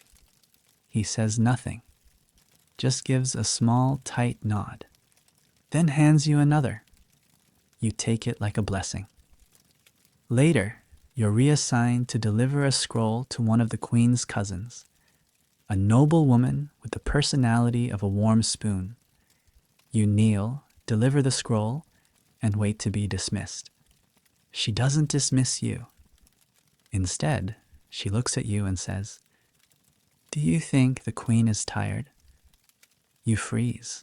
This is a trap. "I wouldn't know, my lady." She smiles thinly. "Of course, you wouldn't." You bow and retreat. Quickly, back in the courtyard, you run into the court seamstress. She grabs your wrist, not aggressively, just firmly, and says, "Come." You follow. She leads you to the embroidery hall and hands you a folded sash. This needs mending, but not just stitching, hiding. It tore during an important ceremony. No one must see it. You look at the sash. It's beautiful. Pale jade silk with golden thread. You ask, "What do I use?" She grins. Shadow stitch. You've heard of it? A technique so delicate, it's used to hide mistakes without altering the surrounding pattern. Nearly invisible, slightly magical. You work in silence for over an hour, your fingers trembling as you pass the needle through tiny gaps in the thread. When you finish, the seamstress inspects it, then nods. No one will ever know. You smile. Except us, she shrugs. Even shadows remember where they've been. That evening, back in your room, you write the phrase down. Even shadows remember. You fold it and tuck it into your drawer. Yeonju is braiding her hair. She says, "You ever feel like we're part of something we can't see the edges of?" All the time. Do you think that's comforting? You think? Yes. And terrifying. She nods. Perfect. That night, you dream not of portraits or postures, but of that little blossom she painted in the scroll border. Something small, quiet, rebellious in a way that doesn't shout. A reminder that beauty, too, can be resistance. And maybe sometimes, hiding a tear is the bravest thing you can do. The next morning, you're given a bowl of soup that tastes like someone whispered vegetable over hot water. It's fine. You're not here for flavor. You sip it slowly, perched on the edge of the kitchen veranda with Yeonju, watching steam curl into the chill autumn air. The garden is quiet, a rare moment of peace. Then someone screams. Not a loud, panicked scream, just a short, sharp burst of frustration, which, in palace terms, is practically a declaration of war. You both freeze. A steward rushes past. "Ceremony cancelled," he barks. "Prepare the side hall." "The side hall?" Yeonju groans. "Oh no, it's a waiting day." You shudder. Waiting days are the worst. They happen when a scheduled royal event, like a seasonal prayer or a visiting scholar's audience, is delayed, rescheduled, or simply forgotten. But because the court must still act like it's happening, everyone's dressed, assembled, and required to wait. Silently. For hours. You dress in formal robes, sit in a stiff-backed chair in the side hall, and begin the sacred ritual of trying not to blink too loudly. The room is packed with court ladies, all poised in practiced stillness, arranged like brushstrokes on a scroll. The ceiling is high, painted with faded dragons. A breeze slips through the shutters and chills your spine. You stare at the floor stares back. Yeonju sits 2 rows ahead. She can't turn around, so she starts signaling with her fan. Open slightly, close, flick. You try to interpret it. "I'm bored. I'm dying. Do you think the soup was a metaphor for life?" You suppress a smile. An hour passes, then 2. A steward enters at one point, glances around, and leaves again. No explanation, just observation, like he's counting statues. Historians still debate whether these ceremonial delays were strategic, designed to test patience and reinforce hierarchy, or simply the result of someone forgetting a date and being too proud to admit it. Probably both. You shift your weight slightly. A bad move. A senior attendant notices. She coughs. The court lady beside you shoots you a look. You freeze again. Eventually, a bell rings. Not the nice kind, the dismissal kind, the "thank you for your meaningless devotion" kind. You rise, bow, exit. No one says a word. Outside, the sun has already passed its highest point. The sky is pale blue, the wind picking up. You and Yeonju return to your quarters. She collapses onto her mat. That was the spiritual equivalent of watching paint wait to dry. You nod. "I think I disassociated halfway through and became part of the chair." Later in the afternoon, to make up for your collective suffering, you're assigned a less formal task, assisting in the letter chamber. The letter chamber isn't as grand as it sounds. It's basically a room where correspondence from lower nobility or distant relatives of the court is opened, sorted, and occasionally copied by hand before being passed up, or quietly lost. You're assigned to initial reading and summary duty. The first letter is from a noblewoman asking for a second set of ceremonial slippers for her daughter, who has outgrown the grace of the first pair.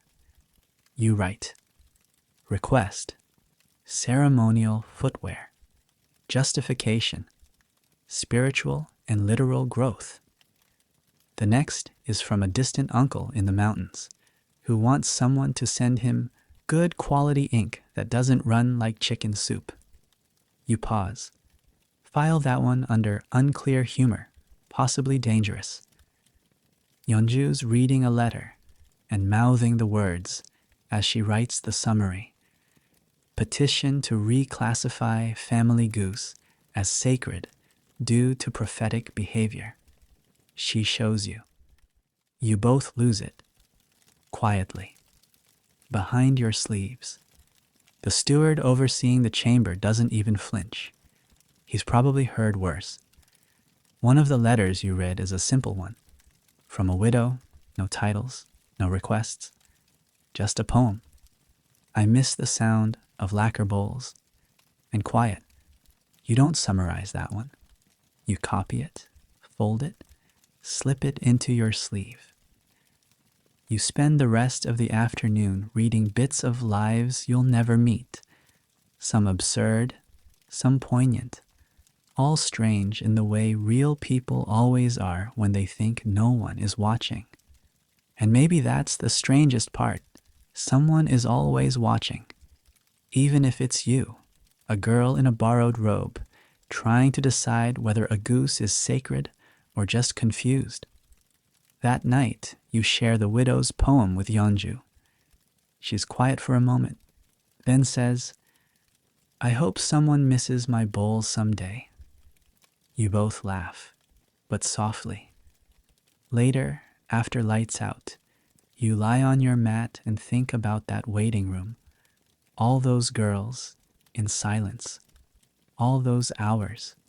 All those invisible performances for a ceremony that never came. You wonder how many of them are still waiting for something, anything. And maybe, just maybe, the real ceremony isn't in the waiting. It's in the noticing. You whisper into the dark, I see you. No one replies, but you sleep better anyway. By morning, the waiting room is just a memory, though your knees still remember the floor. You begin the day with an odd assignment, court music rehearsal. This is unexpected. You're not trained in music. You once played a zither string so badly it made a priest wince. But apparently, they need background participants to create the illusion of a well-rounded, culturally literate palace, which is code for sit quietly and pretend you're harmonizing. The rehearsal hall is small but elegant, tucked near the northern wing, where the plaster walls are painted with faded swirls of cranes and clouds. A dozen girls are already seated in formation, each one with an instrument that probably hasn't been tuned since the last eclipse. You're given a small wooden clapper, which feels insulting and oddly appropriate. Clap only on beat 3, the music steward instructs. You nod. Try to locate beat 3. The practice begins. A flutist squeaks. The drummer is slightly asleep. The Geum player plucks like her life depends on it. It's beautiful in its own way. Off-key, fragile, entirely human. You clap on beat 2, immediately regret it. Yeonju, seated beside you with a handbell, leans over and whispers, We're the percussion section of chaos. You both try not to laugh. The music continues. The instructor is patient, possibly deaf, or simply resigned. By midday, you're excused from further musical embarrassment. You're reassigned, this time to the herbal ink chamber. This is more your speed. The chamber is warm, lined with shelves of carefully labeled jars. Pine soot, turmeric powder, crushed azurite. Everything smells faintly of paper, earth, and ancient focus. Your task is to help grind pigment for upcoming seasonal scrolls. You sit on a low cushion, pressing a round stone into a small basin as gently as possible. The powder must be fine. Too coarse, and the ink will clot. Too fine, and it becomes dust. It's tedious. Perfect. One of the older ink masters walks by and offers you a riddle. What is useful? Only when erased, you think. An error, you offer? He smiles. Almost. A promise. You let that settle.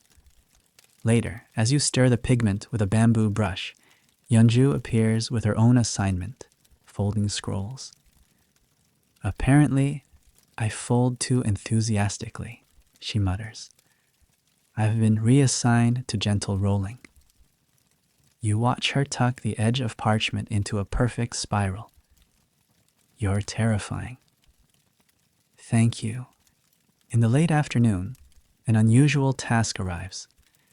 You and a small group of court ladies are escorted to a disused wing of the palace where old ceremonial items are stored. You're told to assist in sorting archival curiosities, which is a fancy way of saying organize the weird stuff. You enter a room filled with objects that don't belong anywhere else. A cracked bronze gong, a pair of shoes shaped like lotus leaves, a painted fan with a faded message. Speak softly, even in solitude. You dust, you catalog. You wonder who used these things, why they were made, why they were forgotten. Yeonju finds a mask, a fox, with delicate golden teeth. What do you think this was for? She asks. Either a festival or a very specific warning. She tries it on. Immediately looks 5% more mysterious. Another girl uncovers a doll, carved wood, with joints that still move. Someone says, "That's a wish doll." What kind of wish? No one knows. Maybe that's the wish. So, by evening, the room is tidier. The curiosities are boxed and labeled, but you leave a few things untouched. The fan, the mask, the doll. Some things want to be remembered as they are. Back in your quarters, you and Yeonju sit by the paper window, watching the lanterns sway.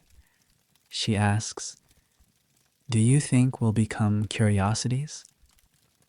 You think of the clapper, the pigment, the forgotten mask. Only if someone remembers us wrong. She nods. You pull out your trinket drawer. Add a new item. A tiny scrap of parchment dipped in blue ink, the result of your first perfect grind. Yeonju adds her rolled scroll, the one she folded too hard. 2 small offerings to your own private archive. Before bed, she asks, "What was the riddle again?" What is useful only when erased? You both lie there thinking. Maybe it's not just a promise. Maybe it's grief. Maybe it's yesterday. Maybe it's every small thing you weren't allowed to say out loud. You close your eyes, not erasing it, just letting it go for tonight. Rain again. You hear it before you even open your eyes. Soft, steady. The palace rooftops dripping in a rhythm that sounds like someone writing a very slow poem. You sit up, rub your eyes. There's a calm in the air, but you've lived here long enough to know that rain doesn't mean rest. It means laundry duty. The irony isn't lost on anyone. You shuffle into the outer corridor where a steward is already listing names. Yours is called before Yeonju's. She stifles a laugh as she ties her sash. Congratulations, she whispers. You've been chosen to oversee damp fabrics. You smile weakly. Truly, I have risen. Laundry duty in the rain is less about washing and more about salvaging. Dozens of ceremonial robes, some centuries old, were left too close to the southern gallery, and the storm got in through a broken shutter. Now everything smells like panic and mildew. You and 3 others are tasked with drying, blotting, and, if needed, reviving the garments. You don't know how to revive a robe, but you'll nod like you do.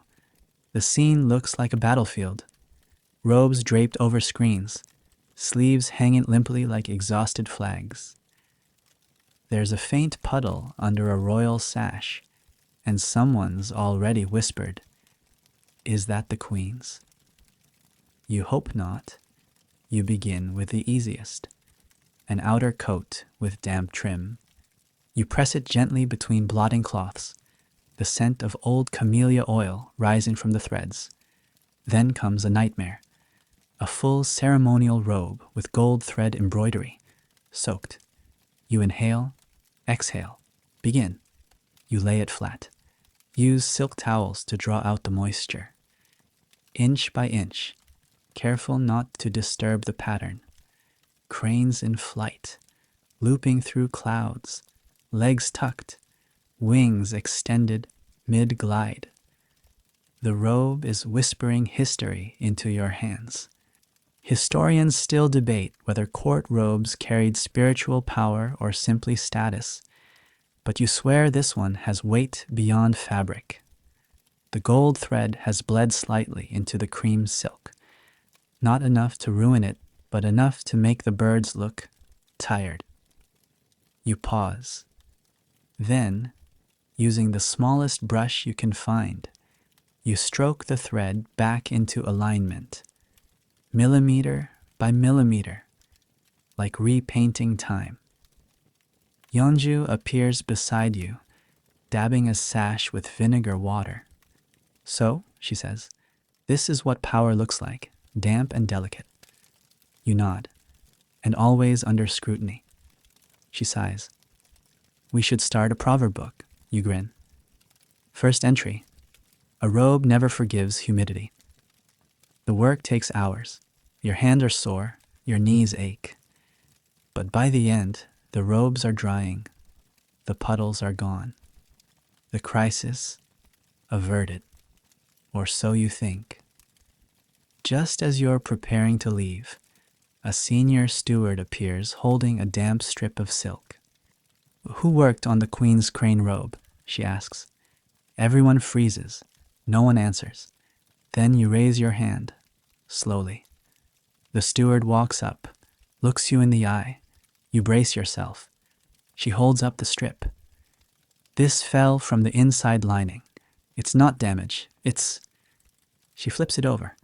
A name, stitched in tiny characters. A signature. Lady Suk. Yeonju gasps. "That's the Queen's mother." You stare. The steward looks at the strip, then at you. "You didn't see this." You nod. You didn't. The strip is tucked away into a lacquered case and carried off. Just like that. You walk back to your quarters in silence, your shoes squelching slightly with each step. That night, while drying your own sleeves over the brazier, Yeonju breaks the quiet. She wore her mother's robe. You nod. In private. No wonder it was tucked under the lining. You both stare into the flames. After a long pause, you say, "She still keeps pieces of her." Yeonju whispers, "So do we." So, you reach into your drawer, touch the note, the ink scrap, the folded poem. None of it official, none of it regal, all of it yours. Later, as the rain picks up, you lie in bed and imagine the queen in her chamber, running her fingers over that hidden name, remembering someone who once dressed her before the palace did. And suddenly, all the robes, all the gold, all the rituals feel smaller than that one quiet thread. Maybe power isn't in the cranes or the commands. Maybe it's in the things we keep secret and safe. Maybe it's in the damp corners of memory we dare to dry with our own hands. You sleep with your hand over your chest, where your name is not embroidered, but known. The next morning brings clear skies and, unexpectedly, smiles. Real ones. You see them on the faces of girls walking across the courtyard, in the slight lift of a steward's brows, even in the way the kitchen assistant hums while stacking bowls.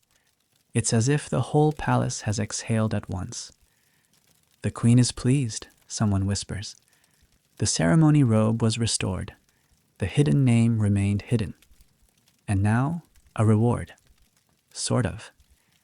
You've been assigned to help with preparations for the full moon festival. You and Yeonju exchange glances. That's court speak for half work, half show. A delicate performance of cheer. The full moon festival is one of the few days the palace allows itself a little shimmer. It doesn't loosen its rules. It just decorates them. There will be floating lanterns, moon-shaped sweets, and for once, music that doesn't sound like morning in slow motion. You're assigned to sweet rice ball duty. It sounds simple. It isn't. Each rice ball must be exactly the size of a cherry, filled with red bean paste, dusted with powdered cinnamon and crushed sesame, and, most annoyingly, stamped with a symbol. Your stamp is a tiny peach blossom. You press it into the dough, careful not to deform the shape. The steward watches over your shoulder like a hawk that also moonlights as a pastry critic. Too flat, she says after your third attempt. You try again. This one earns a nod. Victory. Yeonju is at the next table, shaping moons out of yam paste. Hers are too pointy. This moon could stab a duke, she whispers. You nearly drop a rice ball. In the afternoon, you're summoned to help with lantern inscription. You sit beneath a shaded veranda, surrounded by girls writing poems and proverbs onto delicate paper, each strip to be pasted onto a lantern and floated across the reflecting pool. You're handed a brush and a narrow parchment ribbon. Write something hopeful, the steward says, something worthy of light. You think for a long time. Then, in tiny, careful script, you write, "Even quiet joy deserves to glow." You don't sign it. No one does. By sunset, the courtyard has transformed.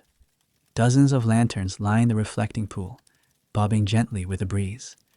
The moon has risen, round and pale, casting a silver sheen across every tiled roof. Musicians begin to play a slow, lilting melody. Not mourning, not even duty, just beauty.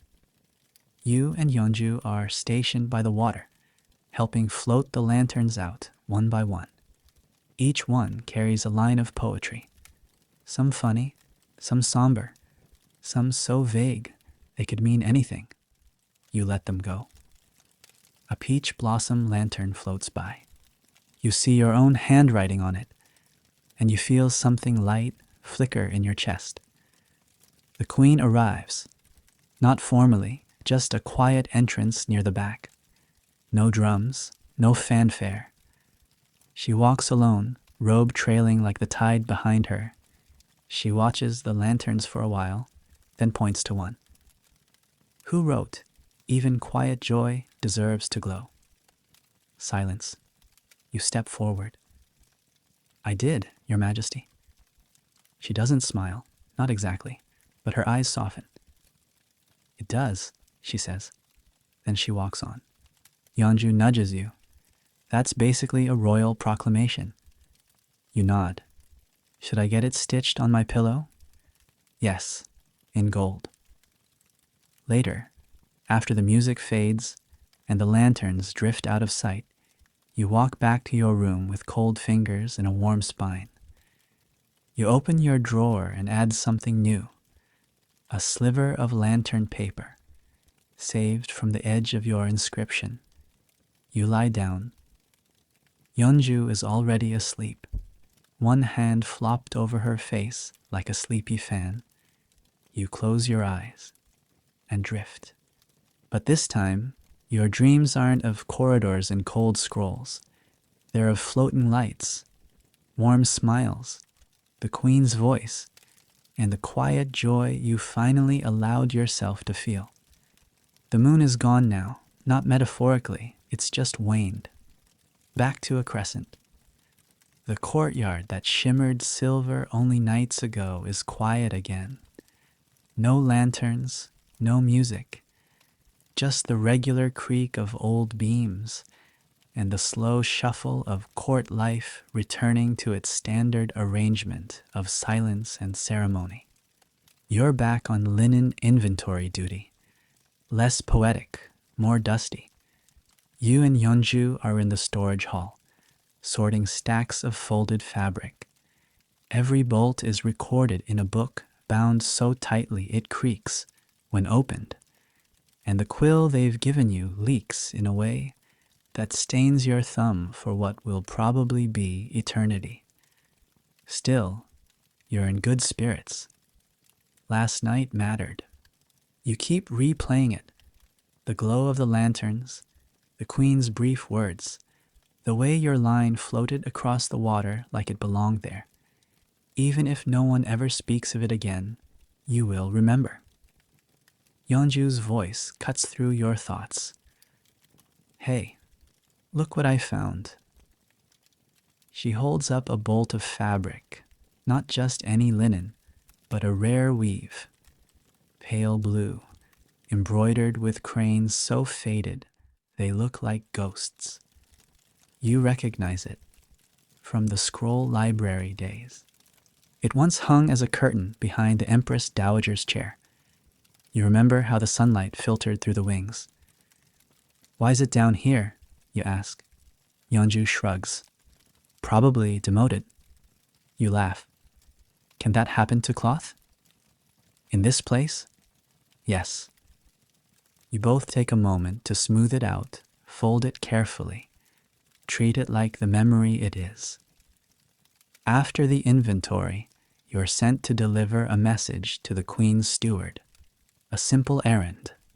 But as you approach the inner hall, something unexpected happens. A child appears, you freeze. A young girl, maybe 6, maybe 7, dressed in a tiny version of court robes, her sleeves too long, her hair only half pinned. She's crying quietly, trying very hard not to. She sees you, blinks, straightens her back like she's been taught. You kneel slowly. Lost? You ask gently. She nods. You take her hand, small, cold, slightly sticky, and guide her through the corridor, past the ink hall, through the herb garden.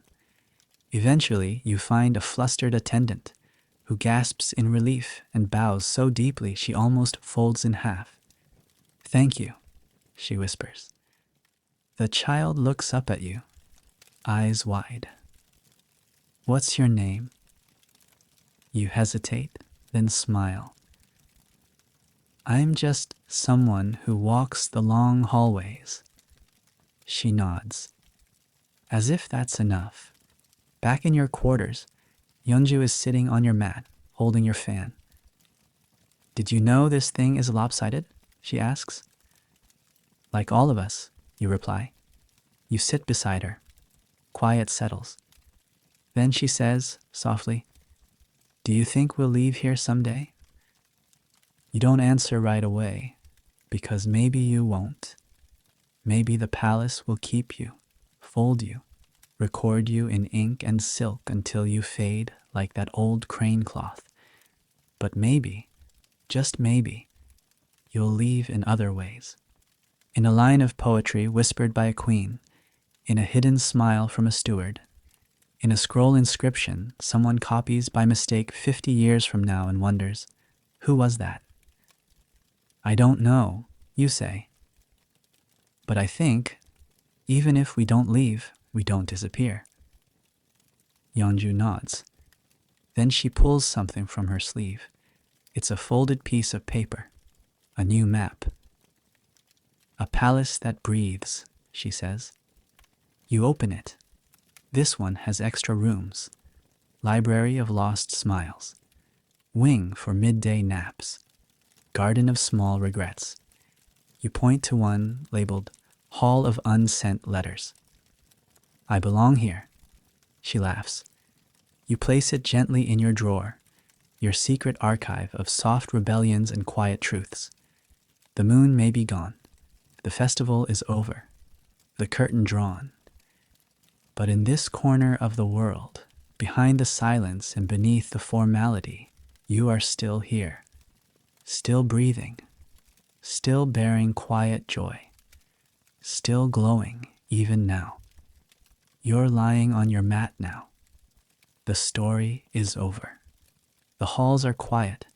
The lamps are dim. You've walked through long corridors, worn silk robes heavier than secrets, bowed until your knees forgot the words straight. You've whispered poems, polished shadowy floors, and folded regret into perfect corners. But now, you're just here.